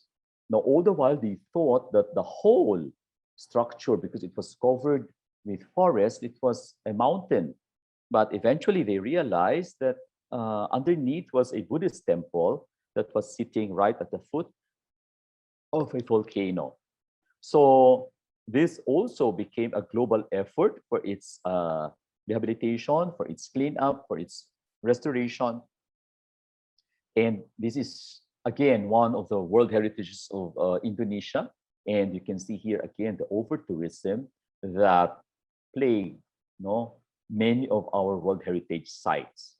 Now, this World Heritage Convention, the protection of the world cultural and natural heritage, the goal is for the adoption of new provisions to establish an effective system for collective protection. So it's a collective protection.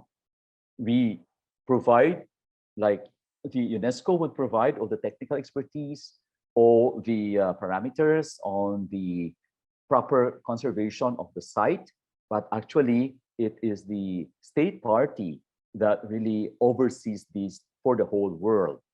So you have to protect the outstanding universal value. This is quite controversial of how they define this, but maybe we will give you an overview of how this is spanned out later. There are two big categories of World Heritage: the natural heritage. Now, this covers natural features, biological formations, geological, physiological formations, natural sites from the point of view of science, conservation, and natural beauty. So we have a number of natural sites now in the World Heritage. Cultural heritage is another category. This is made up of monuments, single buildings, or groups of buildings or building ensembles, and sites, meaning sites along with its landscape. Now, in the late 80s up to the early 90s, these were very convenient categorizations, but eventually they encountered some problems because a lot of the sites that they nominated were actually closely interlinked. It had this insoluble relation with nature. And this is connected by the cultural interaction of man and nature. So by 1995, they introduced this concept of cultural landscapes. These are cultural properties that represent the combined works of nature and man. So this refers to the evolution of human society and settlement over time, and the influence of physical constraints and or opportunities presented by their natural environment. So here, this is the rice terraces of the Philippines, in the Cordilleras, and this covers around 20,000 square kilometers of terracing that cuts across 5 huge provinces. Now, there are different kinds of cultural landscapes. I'm trying to introduce you to this concept of World Heritage because this is where many of the ICH attributes overlap. Now, this landscape, there are 3 categories here. The first one, landscape designed and created intentionally by man. So very often this would refer to gardens and parkland landscapes constructed for aesthetic reasons, sometimes for religious and other monumental buildings and ensembles. The next category is organically evolved landscapes. Now, this results from the initial social, economic, and religious imperative. It has developed in its present form, and this is basically in response to its natural environment. Now, there are 2 categories here, which is quite unusual. One is a relic or fossil landscape. It has frozen over time, but the other one is a continuing landscape. So it continues to evolve even with all these developmental constraints. So we have here the subak rituals or landscapes in Indonesia. The last one is highly intertwined with intangible cultural heritage, and these are associative cultural landscape. So this is justifiable by virtue of the powerful religious, artistic, cultural associations of the natural element rather than the material cultural evidence, which may be insignificant or even absent. So even just a landscape, but for as long as there are rituals, practices, expressions, knowledge, and the skills related to these landscapes, these become associative cultural landscapes.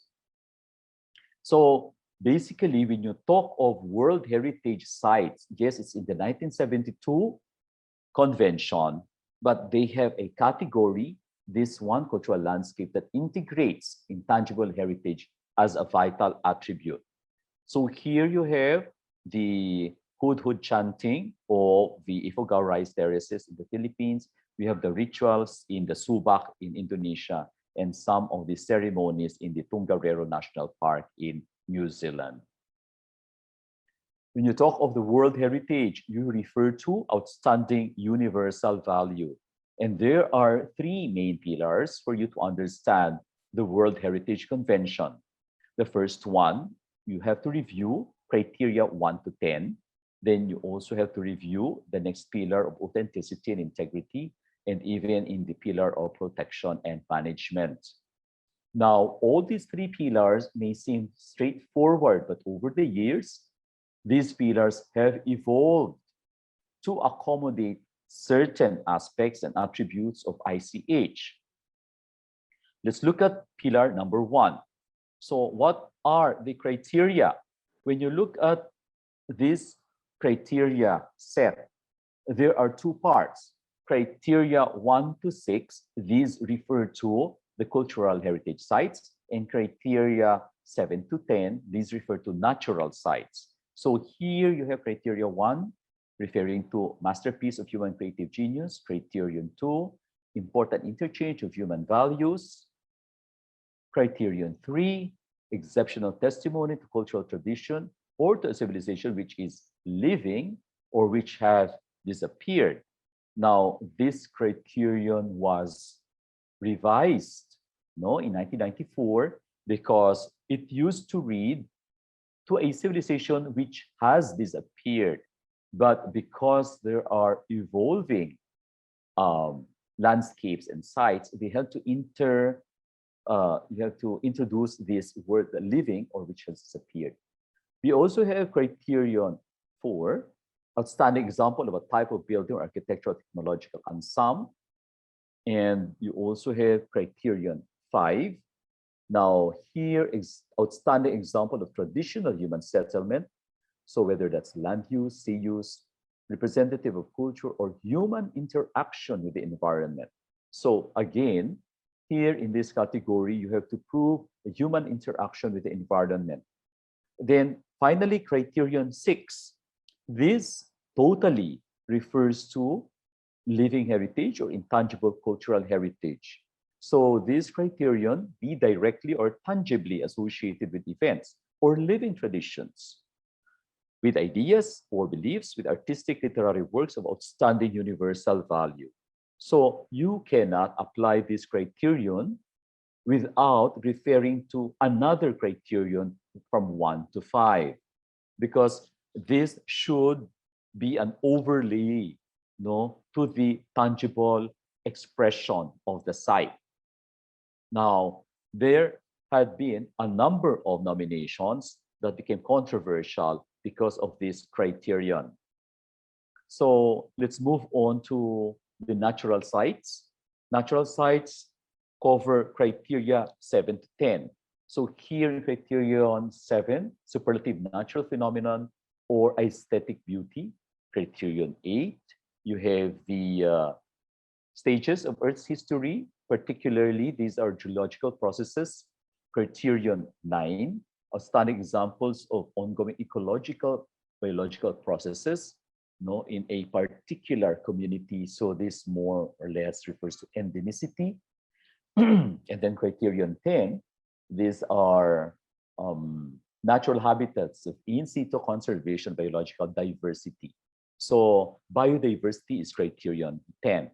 I think most of you participants are familiar with the World Heritage sites in your countries, So it would be nice for you to review under what criterion or what criteria do all of your World Heritage sites fall.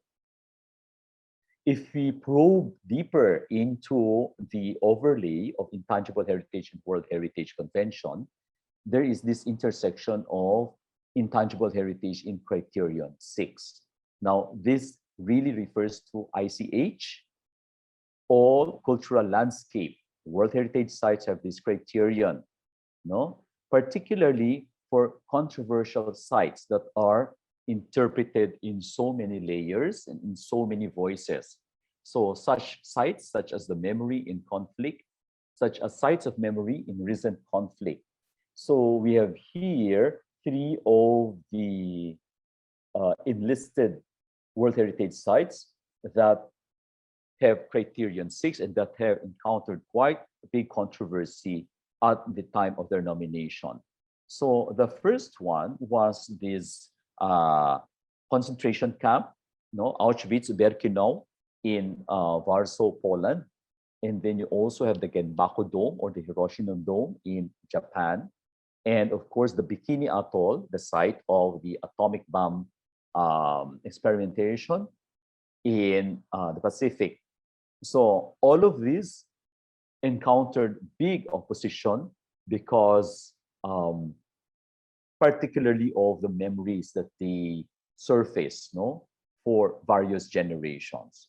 So this is still being reviewed again by the World Heritage Office, and primarily because of the sudden upsurge of more sites that are heavily in conflict.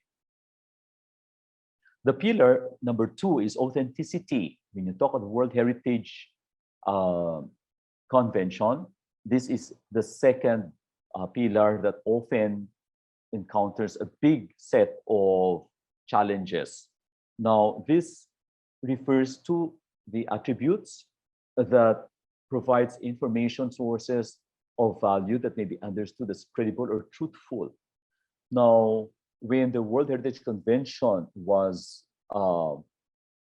advanced, as early as 1972, there was a very constrained definition for this particular pillar. They were just referring to form and design, materials and substance, and workmanship. But by 1994, the NARA document of authenticity was passed, and this became a very powerful and influential document that stated authenticity would be dependent on different cultures, and it also would depend on even subcultures. And now they have expanded. The World Heritage Operational Guidelines has expanded this concept of authenticity, not only to be confined to form and design, materials and substance, but they have already entertained other parameters such as use and function, traditions, techniques, and management systems, location and setting, language and other forms of intangible heritages, spirit and feeling of the place, and other external, internal factors. So you can see that comparing the early provisions of the World Heritage Convention to what we have now, this is really trying to embrace gradually certain areas of the intangible cultural heritage. So here we have the historic city of Kyoto, and this is a World Heritage site, and this is Mexico City. It has an adjunct or an adjacent territory, the Xochimilco. So these are World Heritage cities that are steeped in tradition. There's very high authenticity because the authenticity is added upon. They are overlaid by all these traditions and practices that still exist in the olden days. So this makes the site of higher authenticity because of the intangible cultural heritages. The last pillar refers to protection and management. So originally, in the World Heritage Convention, they would only require a submittal of the management plan on how the values could be protected and how the values could be sustained. But eventually, the World Heritage Committee decided that I think it's not just the management plan. They have to work out as well structures and systems. So meaning there are legislations, regulations, institutional and traditional protection and management to ensure the safeguarding of the site. So it is not just a codification of the rules and regulations related to the site. It's really the traditional system of how sites are administered and managed. So whenever there is a nomination for World Heritage site and the site has a very high element of indigenous peoples, the immediate resort would be how integrated is the management system with the current political system and the indigenous peoples system. Now, this is a very good example of the management system in the Kusubi Temple in Africa. So the elders continue to play a very important, influential role, even in the areas of Canada. The American Indian elders still have a very strong voice with regards to the protection and management of their sites. So we can discern that there is really this gradual recognition of intangible living heritage in the international instruments. So when you look back, there had already been certain musings about intangible cultural heritage in many of the early UNESCO declarations. Cultural property was mentioned as a human heritage. That was already mentioned in Article 1 of the UNESCO 1954 Hague Convention. In the early years of the 1972 UNESCO Convention, they already mentioned ethnological and anthropological values. So this made direct link between heritage and communities. No? So that was already in Article 5. By the 90s, please remember, this was also the time when a number of non-nations were heavily interlinked and interlocked with living traditions with indigenous peoples. So initially in the early 90s, there was no reference to living traditions, only cultural traditions that have disappeared. Now, by 1994, they had to introduce which living cultural traditions which are living or which have disappeared. So they acknowledge the fact that many of the sites, many architectural heritages are still steeped with evolving traditions. So over the years, the concept of cultural landscape was introduced in 1995. They embraced certain portions of the Nara Charter of Authenticity that was in 1994. Then the Buddha Charter's concept of cultural significance was also adopted, and even the Budapest Declaration of World Heritage and Sustainable Development. Now, please remember also that the World Heritage Convention advocates the 5 Cs. And initially there were only 4, but the 5th C was referring to community. Finally, they accepted the fact around 2005 that the community should be integrated in the effort in conservation. And this had to be codified and placed in the operational guidelines of the convention. So you see this metamorphosis, the transformation of the World Heritage Convention, that this eventually led to the introduction of the 2003 UNESCO Intangible Cultural Heritage Convention.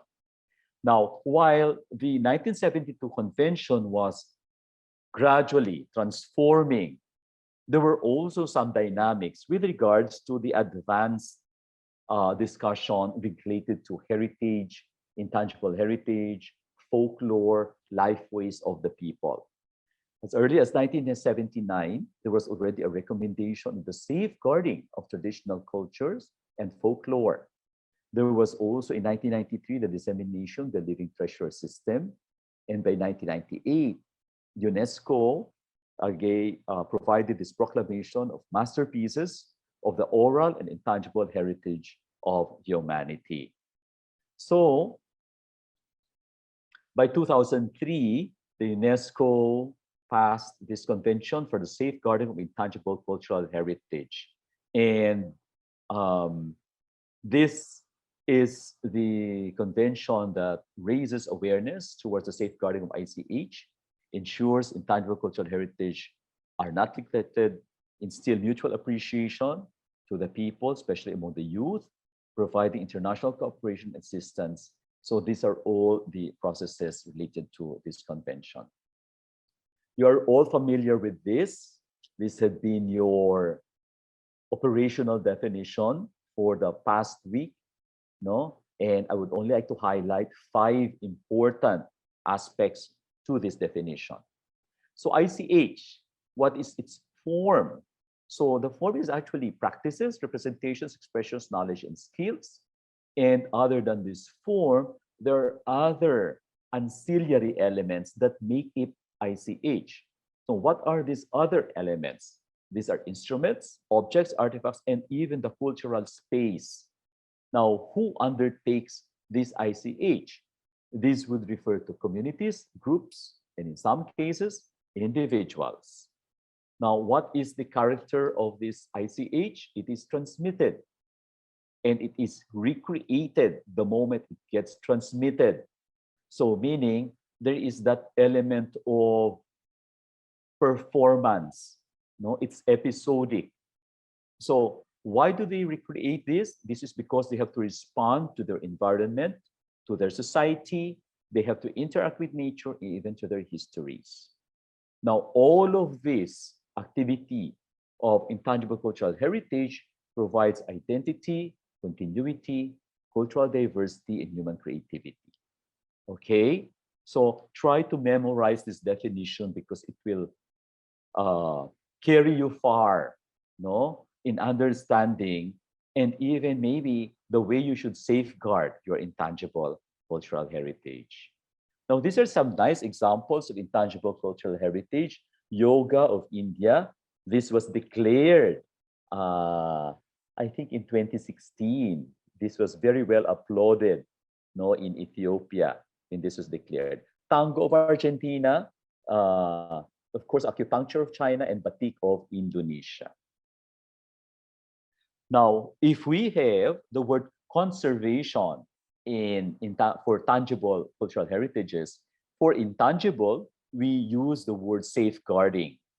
And this means the viability of the intangible cultural heritage, including, so this is the spectrum, no, of safeguarding expressions: identification, documentation, research, preservation, protection, promotion, enhancement, transmission, no, through different modes. It can be formal, non-formal education, even up to the point of revitalization. So this means that there are certain aspects, or maybe the whole ICH element, maybe it had been erased, it had been eroded because of certain circumstances, but very often it could be revitalized, no? Maybe in another platform, maybe another expression, but it would still have its basic DNA, no, of the element. Now, these are the domains, and I think you're also familiar with this: oral traditions and expressions, performing arts, social practices, knowledges and practices concerning nature and the universe, traditional craftsmanship.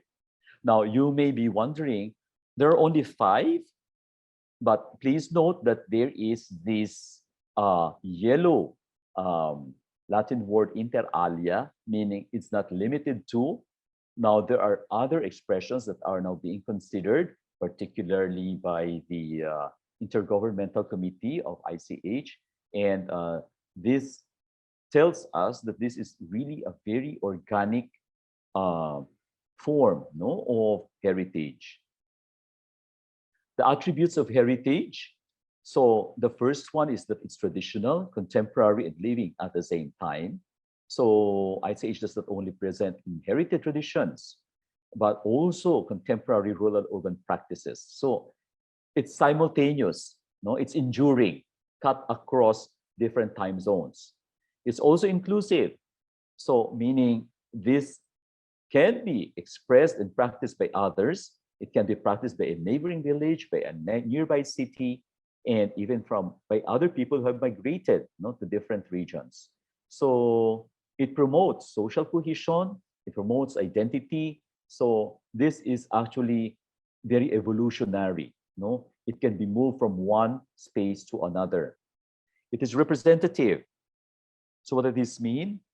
I believe when you talk of ICH, it is not advisable to compare a particular ICH of one group or one community to another. The very reason also maybe why they had to advance the 2003 ICH convention is that this convention does not really believe in coming up with a superlative heritage. No, we do not entertain this idea of exceptional value or outstanding universal value. It should be able to represent the community, no, because that is their identity, that is their sense of community. So it is exemplifying, it exemplifies them. The last one is the community-based. This is also something very notable to this ICH. You don't need any formal recognition from the government. You don't need any authority to dictate to you that this is ICH. For as long as the community uses it, transmits it, it has recognition from everybody it is an expression that everybody is comfortable with, then this is community-based. So it emits that particular cohesiveness amongst the community. The diagram for this will be the transmission mechanism that we talked earlier. So from memory to identity to continuity. And as you move forward into the future, this is enduring, ICH is evolving, it is exemplifying, it's emitting. So we should be reminded that because of this transmission of this idea that is always recreated, it's recurated, it's reinterpreted, this is one domain that we cannot apply that idea of authenticity. It is not quantifiable. So this is the big difference with the World Heritage Convention. So when we have the ICH, its main concern is viability. How will this help? How will this impact to the lives of the community? And this is where maybe I have to introduce to you, in the Philippines, we have done a number of visibility exercises. So the definition of intangible cultural heritage had been translated into different languages. The Philippines has around 130 languages based on the Commission for Filipino Languages. And this is one. The Hanunu Umangyan indigenous peoples of Mindoro tried to translate that concept of ICH in their own language. And you may notice that there are some expressions here that they don't have any exact word. In the same token, the same group also translated in Filipino, the concept of safeguarding. So they had to use the local language if there are also counterpart terminologies or vocabularies on how they understand the word safeguarding. And this is quite interesting because you will notice there are really no exact counterparts with regards to many of the terminologies when you translate many of the English concepts to local languages. In the same token that local languages wouldn't really have exact translations in the English language. So at the latter part of this exercise, very often we would look at the value of ICH and how it's able to transform lives of the community. That refers really to the sustainability, and this also refers to intergenerational responsibility. So during the COVID pandemic, we were able to take off various webinars, wherein we asked practitioners, elders, researchers related to ICH and how they position ICH in various trajectories of everyday life. So here you have ICH and tourism, ICH and COVID-19, ICH and education. We have ICH, peace and security. You have ICH and culinary tradition. You have ICH and livelihood. You have ICH, body, beauty, and the senses, and ICH and nature and the universe. I think one of our participants from the Philippines, Sir Ryan, is here. He shared to us one of his ICH documentation experience related to nature and the universe. We move on, and as we traverse to the last convention, please remember that this last convention, the Convention on the Protection and Promotion of the Diversity of Cultural Expression, is really an offshoot of the 2003 convention. So here, this focuses already on the protection of diversity and how this diversity is ensured to be passed on up to the future. So to protect and promote the diversity of cultural expressions, encourage dialogue among cultures, reaffirm the importance of the link between culture and development, and recognize the distinctive nature of cultural activities, goods, and services. So this is a very interesting convention because this really foments the value of culture and how you're able to connect it to cultural industries, to cultural functional disciplines. So cultural diversity was defined here as manifold ways of cultural expressions. And these diverse modes of artistic creation, production, dissemination, distribution, enjoyment, whatever means and technologies are used. This is also forward-looking because you see here that it is not just a traditional means, but they have already entertained new media and technologies in this particular convention. Cultural expressions are those expressions that result from the creativity individuals and that have cultural content. And maybe another highlight is this concept of cultural activities, goods, and services. These are activities or elements that have specific attribute, use, or purpose that convey cultural expressions. So they can be in themselves an end. That's already the element or the expression, or it can still be reused and recycled to produce other cultural goods and services. Now we have the Creative Cities movement, also a program of UNESCO, and this addresses basically the 2005 Cultural Diversity Convention. So in the Philippines, we have two creative cities. One is Baguio Creative City for crafts, and the other one is the Cebu Creative City for design.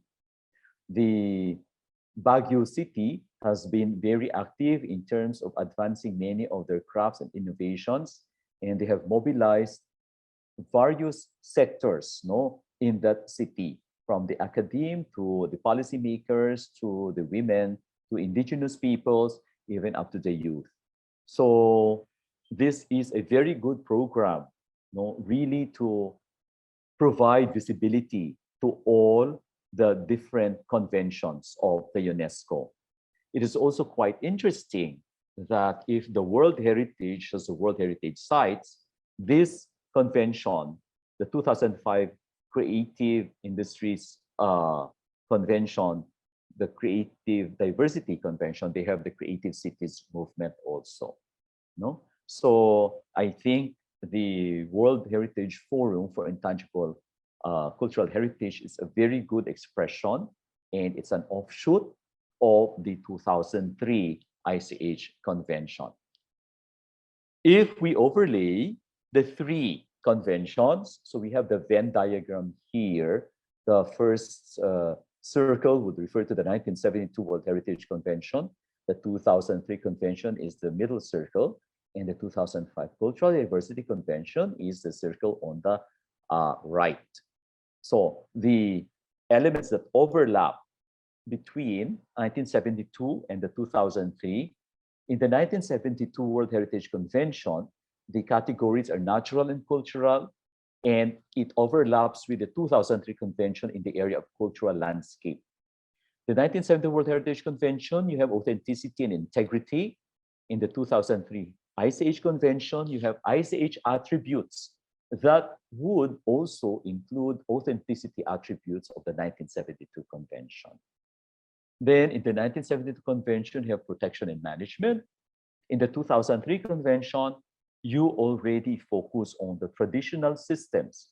So here, if you have management plans, in the 2003, you already entertain traditional systems of management and protection. How about 2003 and 2005 conventions? Now, for the 2005 convention, they look at cultural industries and cultural expressions. They also have the media, tradition and the media, and also the tradition and the contemporary. Now, for 2003 convention, you have also cultural expressions. Remember that the form of ICH is practices, expressions, knowledge, skills. So expression is one definition that had been entertained in the 2005 convention. So the 2003 convention looks at not just the traditional, but something evolutionary. It is organic. So it is recreated that the moment it morphs to other platforms like media, that also touches already on the 2005 convention. And of course, one attribute of the ICH, it is traditional, it is living, it is contemporary. And for the cultural diversity, you have the contemporariness in various platforms, whether traditional or technology. So this more or less provides you a a good attempt, from my part to explain to you the three UNESCO conventions that are very influential and that are very powerful. And I think for most of us, this will really dictate on the different approaches of how we conserve or how we safeguard our heritages. So I hope you are able to pick out a little something and bring home a little something. And don't worry, I think this will be shared by our secretariat and organizers. I hope Professor Neil will share this to all of you.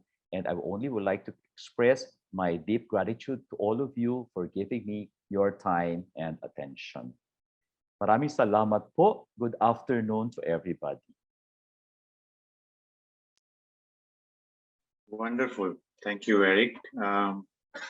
I already see a question in the chat box, but if any of you have questions or anything you would like to discuss, you can put it into the chat box so that we have a record there, but you will also be having an opportunity to speak up. So Eric, you can read a question from Kajal, but Kajal, if you are there, would you like to unmute and just ask your question? If you have any specific case to refer as well, or just generic question, Kajal? Yes, I would really like to listen to all of them. Neil, just to animate our discussion. And yes, have enough time. Yes, please do, Ganjan. Yeah. So please, so I will give the floor to Kajal, and others may type in so that we have everybody can also. Yes, Kajal, please go ahead. Yes, so my question was like, what can be the safeguarding tools for preserving the intangible cultural heritage? Like how we can safeguard them? Like as it has been mentioned in the convention, we have to safeguard it. What tools we should do? What type of tools are the safeguarding tools different for different elements of ICH? Thank you very much, Ganjan, for that. Particularly for ICH, there are various types of safeguarding approaches. So it covers a very wide spectrum, because you can touch on, remember how they define safeguarding from a mere simple activity like identification. That's already safeguarding. But identification that you move on to documentation, to research, even to publication, even to promotion. So the role of tourism is also very important, because that's a form of promotion. Now, you can go to very, very drastic measures like revitalization. For example, if there are no traditional elders who have survived because of the war, but you know that there's still the memory for the young generation who have moved maybe to another country, and they were able to revive that particular weaving technique, or maybe that particular pattern.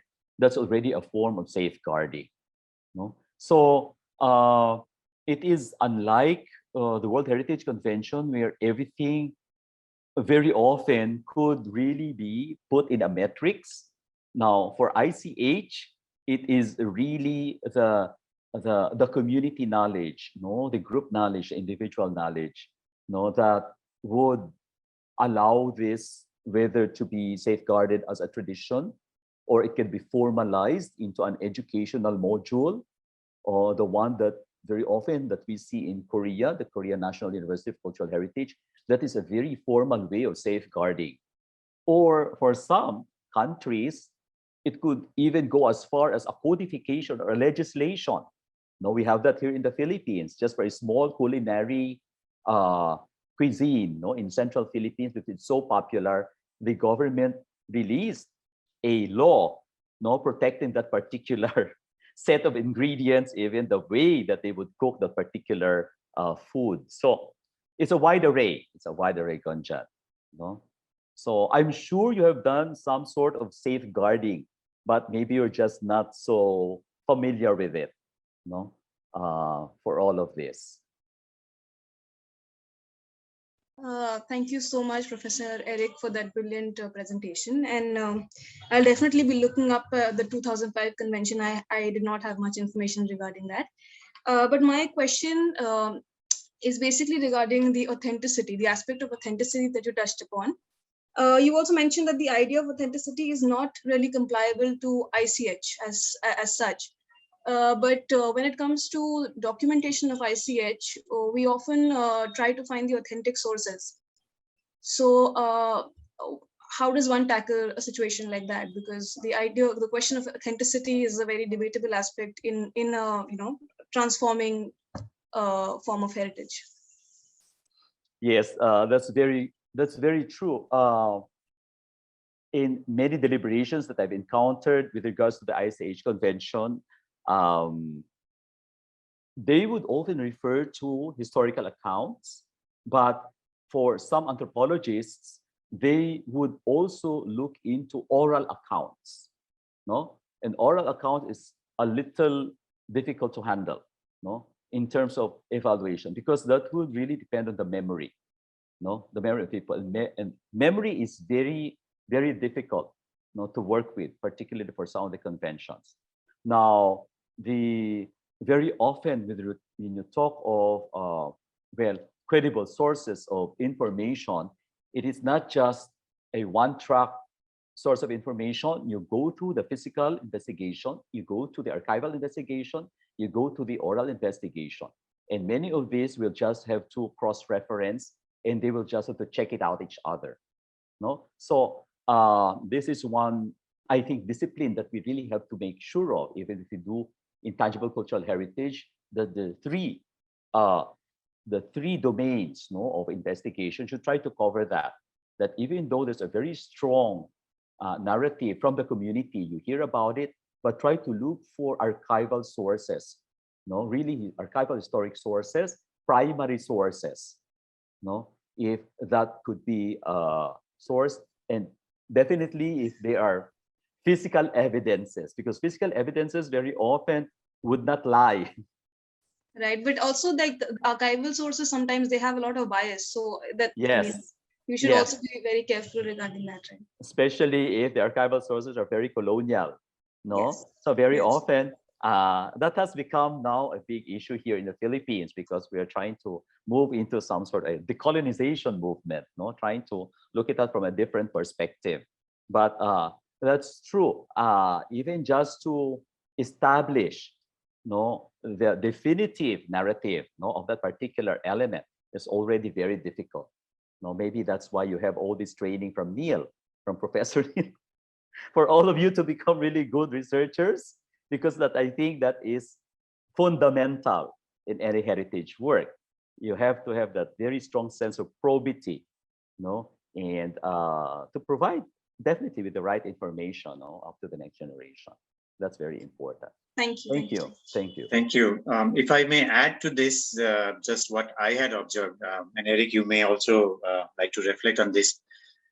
In some of the conversations, I have heard that, since ICS, the intangible is important, and authenticity, the way it has been used in the heritage discourse, particularly with the World Heritage Convention, has been so material centric. So even if the NARA document sort of broadens it up, still there is this idea that, for the World Heritage Convention, it has to have a material representation, what can testify authenticity, because of, I think, that notion in the ICH discussion, in the light of the 2003 convention. I've even heard professionals and experts saying that, authenticity is a forbidden word in the ICH discourse. So just wanted to flag it, Of course, we're not limiting ourselves to the convention, but that's just Yes, that's true. I've heard that many times in many of the discussions, and whenever I would sit in some deliberations of World Heritage, I have to accede to the idea of Neil. They're still looking for the material evidence, and it's so difficult, especially when the last time I was sitting in the evaluation for India, it was so steep with all of these rituals, no? And people would tell exactly the same story, but there was no material evidence. So it couldn't pass through the evaluators. It was very difficult because the World Heritage would really have that particular framework of sticking to material evidences. No? And for some, you go to the other side, you have the ICH convention.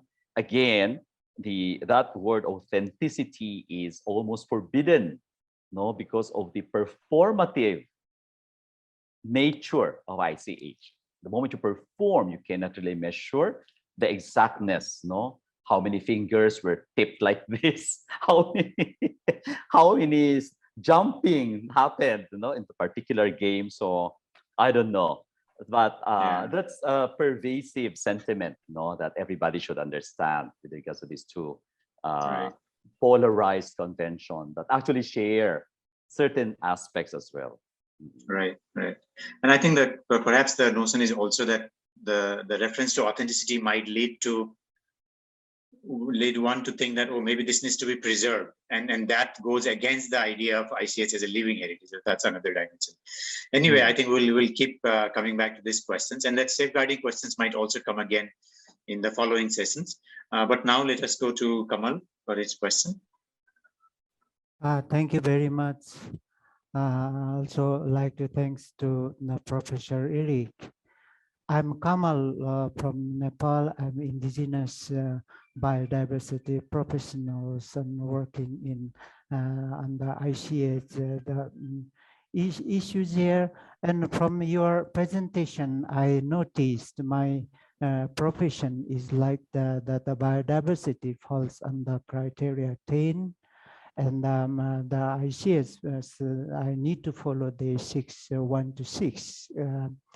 And also as an indigenous person, I need to follow up other parts as well. So I think if you could make me some clear idea how I go further, that's my things. And regarding the indigenous peoples, they are, how to say this, not the argument, and they're highlighting the issue about the culture, their knowledge, and also they're raising the repatriation process and something. And I don't know how is the space the ICS convention has to for their participation. That is something I would like to know from you. Thank you very much. Yes, Kamal. So that's quite a number of concerns raised. The first one, criterion 10 of the World Heritage refers specifically to nature, to nature, the biodiversity of nature. It doesn't refer to cultural diversity. Cultural diversity would refer to the 2005 convention. And I think if you are in the indigenous domain, as indigenous peoples, many of the expressions of indigenous peoples, particularly their landscape, I'm sure you are working on with a particular landscape there. There had been quite a number of declared World Heritage sites with very high concentration of indigenous peoples. So the category for this in the World Heritage is actually the cultural landscape category. So they really accommodate these sites with very high indigenous elements, with the high indigenous attributes, even traditional burial sites in Mongolia, very strong in terms of geomancy, of positioning of the mountains and the river, the season, the movements of the birds, and the movement of the horses. So all of these are encapsulated in that concept of the cultural landscape.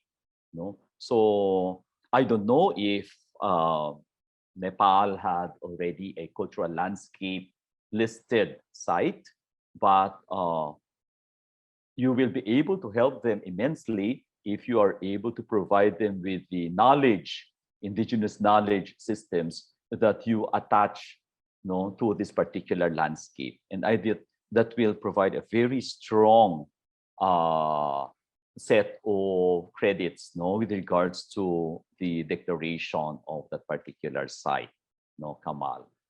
So yes, IPs or indigenous peoples are very well integrated in the equation of the World Heritage, more so in the ICH Convention and the Cultural Diversity Convention. Thank you. Now, Joanne has a question or a compliment and some suggestion in the chat box. So maybe she will repeat. Yeah. Hi, good afternoon, sir. I really like your presentation. I am from the Philippines and I am a PE teacher by profession. I typed in my question since I plan to look into identifying and inventorying Philippine games, and I came across the publication of NCCA, the Cultural Mapping Toolkit, and I read there it's mainly focusing on ICH in particular community, and because my endeavor is looking at the whole of the Philippines, and it's kind of daunting, but I think it is feasible. Can endeavors like that make use of the toolkit, even if, again, we're not zooming in a particular community, but the whole nation in itself? Thank you. Okay. So Joanne, I think that's a very interesting question. Well, particularly because when you do documentation of any heritage, I think this is a heads up to many of you.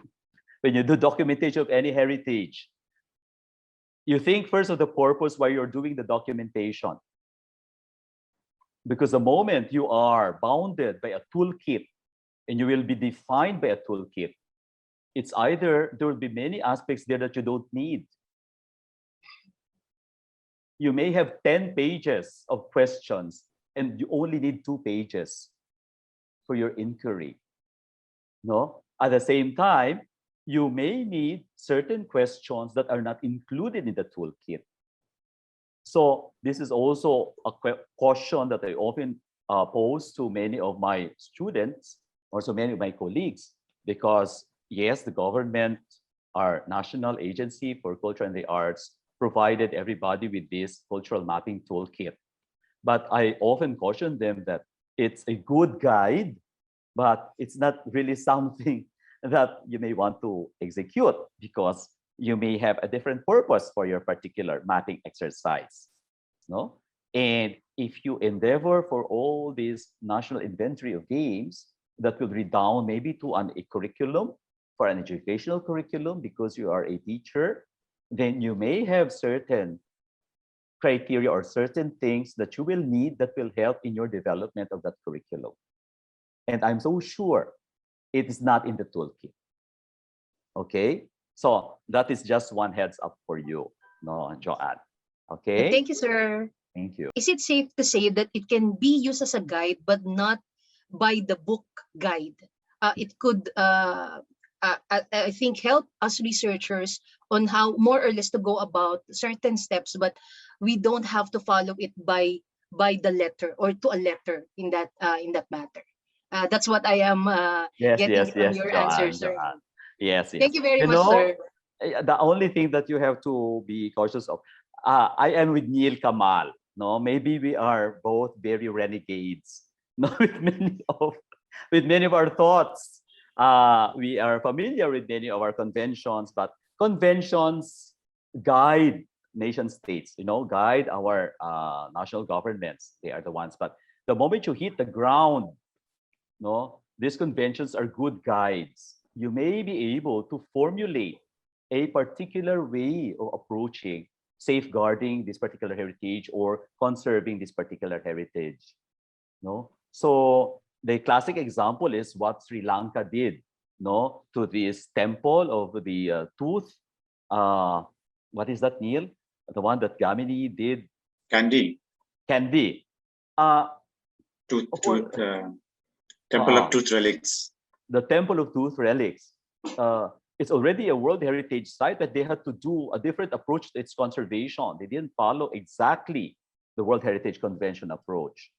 So they are good reminders, no? But I think the bottom line is that when you do safeguarding, you may have to work out develop certain tools to build new methods, but at the end of the day, it has to respect the community, their creativity, and it should be a dignification process. It's a dignification process.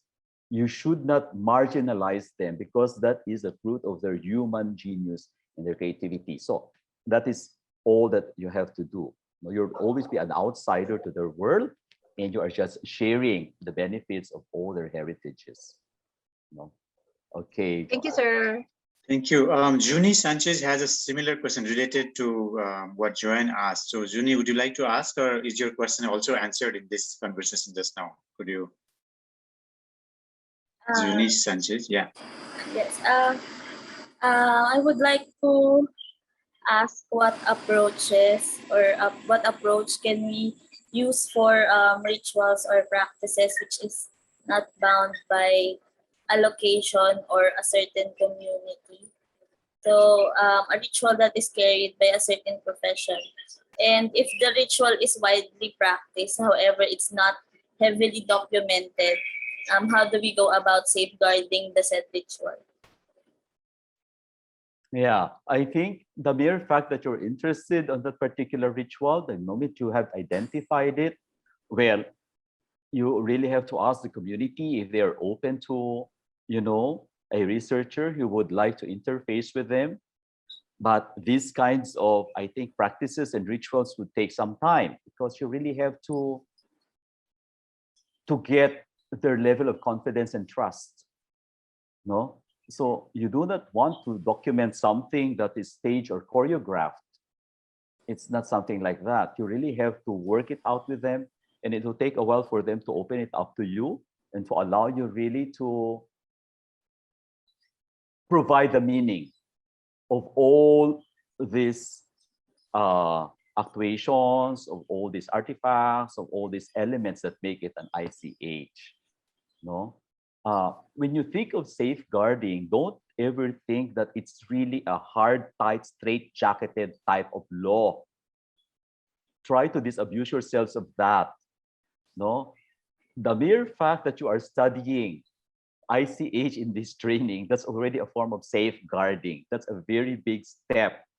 Because I told you earlier, we never had this 10 years ago or 15 years ago. We just allow ICH to move forward.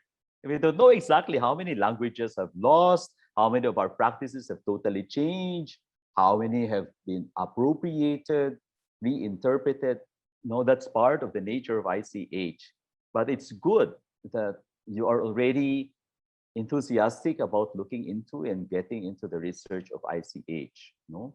So, yes, the mere fact that you're already interested, try to do some identification, documentation, and work on this, because at the end of the day, remember that this is not for you.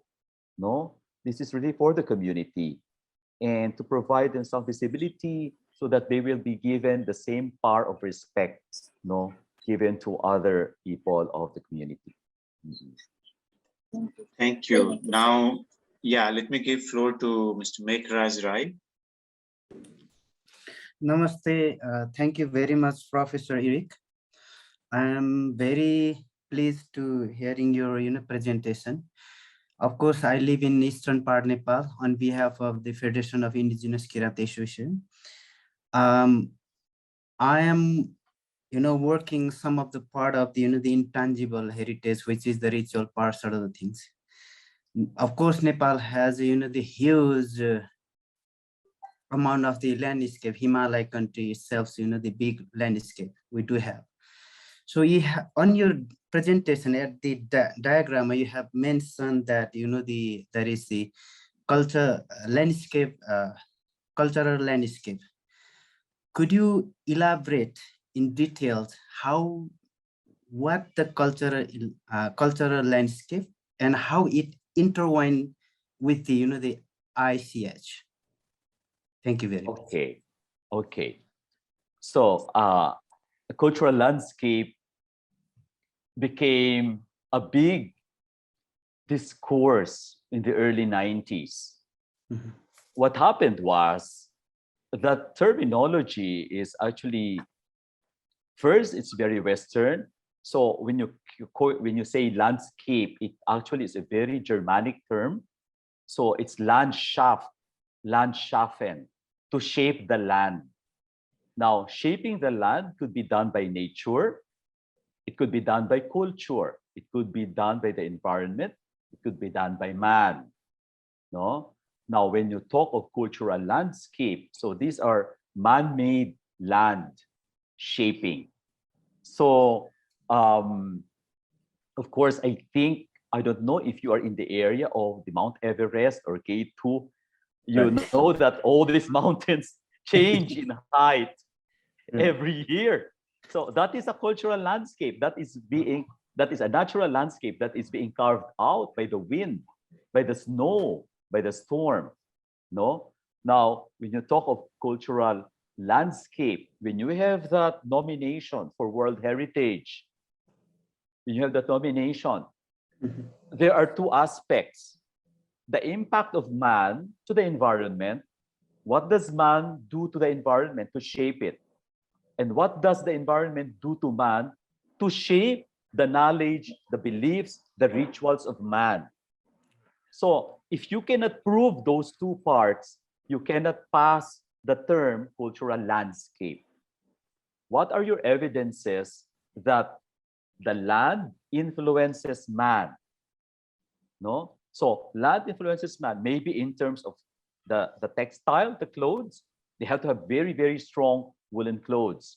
No? The land influences man. You cannot plant rice. You can only plant or can only have the fur-coated animals right on top of the mountains and all that. So the livelihood, the food, this is nature influencing man. Now, how does man influence nature? So maybe you do some dikes, no, water systems where you get your water. Maybe you are able to put some tracks, no, to find your way into the mountains. Maybe you look at the solar system, how you track. So these are the things. So most of the elements of a cultural landscape, they are really intangible heritages. That's why in the early 90s, when New Zealand nominated the Tongariro National Park, these were all Maori landscape. And they couldn't understand why there were always many rituals and practices, and they even had names. They call some of the mountains there with particular, it's very personal to them, with particular names of people. So with that, it's a totally different system. It's a very different management system. And then the year after, Australia nominated the Uluru Kutajuta. This is the red rock in the middle of the desert. They tried to ask the indigenous Aborigines, where's your territory? Oh, it's moving because it's part of the dream time. So suddenly, people cannot understand anymore. That's the second time. But these two sites were already declared World Heritage under nature. They already won under nature, but they had to be reclassified with this new concept of cultural landscape. That's why in 1995, there were 3 simultaneous declarations. So Tongariro, Uluru, and the rice terraces of the Philippines. No? So you can imagine these people of the World Heritage who are all very strong in urban planning, in geography, in architecture. It's a totally new world to be given that kind of reality, the dream time of the Aborigines, the Kanyao concept and the agricultural cycle of the rice terraces of the Philippines. They couldn't capture that. But those are the things that really protect, conserve, safeguard, and manage, no, the whole landscape. So I'm sure you have that also in that part of Nepal. No? So I hope I can see that part of Nepal before it melts. No? Yes, Eric, we'll look Thank you, forward sir. to seeing you in Nepal. The last question I will take. Yes, yes, absolutely. The last question for the session would be from Yo Jung Kim. If you would ask your question, it's a very important question. Unmute yourself, please. Sorry, I'm still struggling with the definition of ICH, and then from the presentation, beautiful presentation, very clear and then condensed. Cultural activity and cultural expressions. So, you know, ICH is intangible cultural heritage, right? So we cannot just talk about customs and the habits and whatnot. It has to be have heritage value. So, for instance, you know, there's like this artist town that that was created just to promote tourism.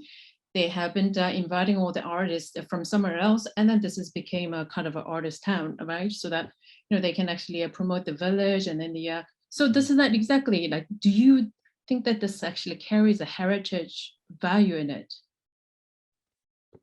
Yes. I remember there was a discussion in one ICH intergovernmental committee because the practice was not really old. It was only like 2 years old. It was really deliberately produced to foment a festival, no? But eventually, people started to mill around that particular festival, and they had it nominated as a representative element in the ICH convention. And it was accepted, no? It was accepted. So those were early years when I realized, so it must be, it's very difficult really to pinpoint, like, is value time bounded? How far back will you be able to accept that concept of value? But actually, that will be the value-based approach. But if you say that ICH is really like a living heritage approach, it's really the everyday, no? What would people do every day? That in itself is ICH. So I would tend to look at it that way, that the overlay of ICH as a value-based approach, it's not only the representativeness, it's the use value. What is the use of that in the daily lives of people? Because if you put this in the World Heritage approach, value approach, they will look for historical value, aesthetic value, social value, architectural value. And there is that value they call the use value. Many of the temples, the churches, the pagodas, they are still being used, no? And there are so many of them. And they should be changed every so often. So the West are often aghast by all of these pagodas that are being repainted and repainted and repainted. You know, even the temples that are, so that's living heritage. That's living heritage.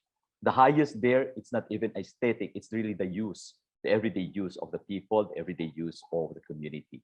So in the same token, this is almost living heritage. It straddles already, that's the overlap of use value of World Heritage, value-based approach, to the living heritage approach of ICH. No? So that's just it, because we cannot pinpoint an exact time delineation with regards to this value. No? So maybe that's my closest answer to you, Yo Jung. Well, thank you for that. It's very thought-provoking. Just a quick question then, like, what would you say about this Disneyland and a Disney World, this artificial culture that has been created so long, you know, ever since Walt Disney created this whole, you know, culture for the young children. I mean, I don't know if there has been any discussion in there with the UNESCO and all this. This is also a culture. This has been many years than any other recognized ICH. What would you say to it? Yes, there are those there are those that intentionally there are intentionally purposely set up entertainment centers, you know, the Disneylands. There are also heritage places that become Disneyfied, no? because they tend to be transferred and they become not anymore the original use, but they are now for the use of entertainment and resorts. No, so we have that case here in the Philippines. No, I cannot be very critical about that. You know why?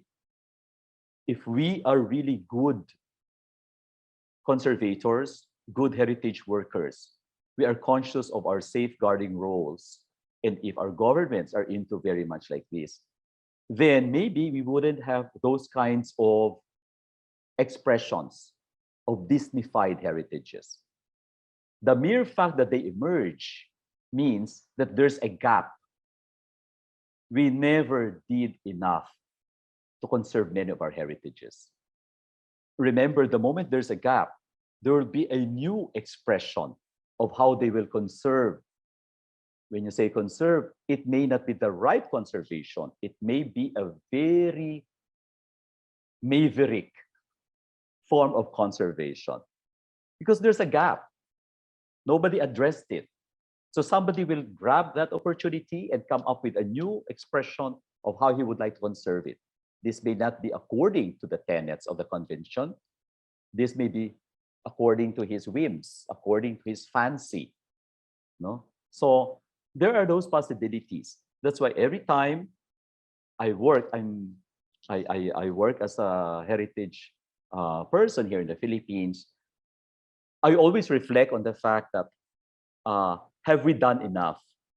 Because there are still other things evolving. No, meaning there are still gaps. We cannot cover all the grounds. People will be interpreting their heritage in so many different ways. No? So allow this to emerge, allow this to surface. You cannot straitjacket them because these are organic. These are people's lives. And they will always find a way to interpret it. Okay. Thank you, Eric, for that wonderful clarification, because I think in those practices, even though they seem contradictory to our conventional notion of heritage, but when you are trying to conserve and manage heritage, today, I think many of the lessons we have to learn from those cases, because they are more successful to connect to people than we heritage professionals in our very conservative ways. And I think there are some lessons to be learned, which Professor Eric highlighted. So we're already almost 4 or 5 minutes over the scheduled time, and that tells me that how wonderful this session has been. And you were also engaged. I see compliments in the chat box as well. So a big round of applause to Professor Eric Zerrudo from Philippines. And thank you, all of you, for your active participation and making this session wonderful.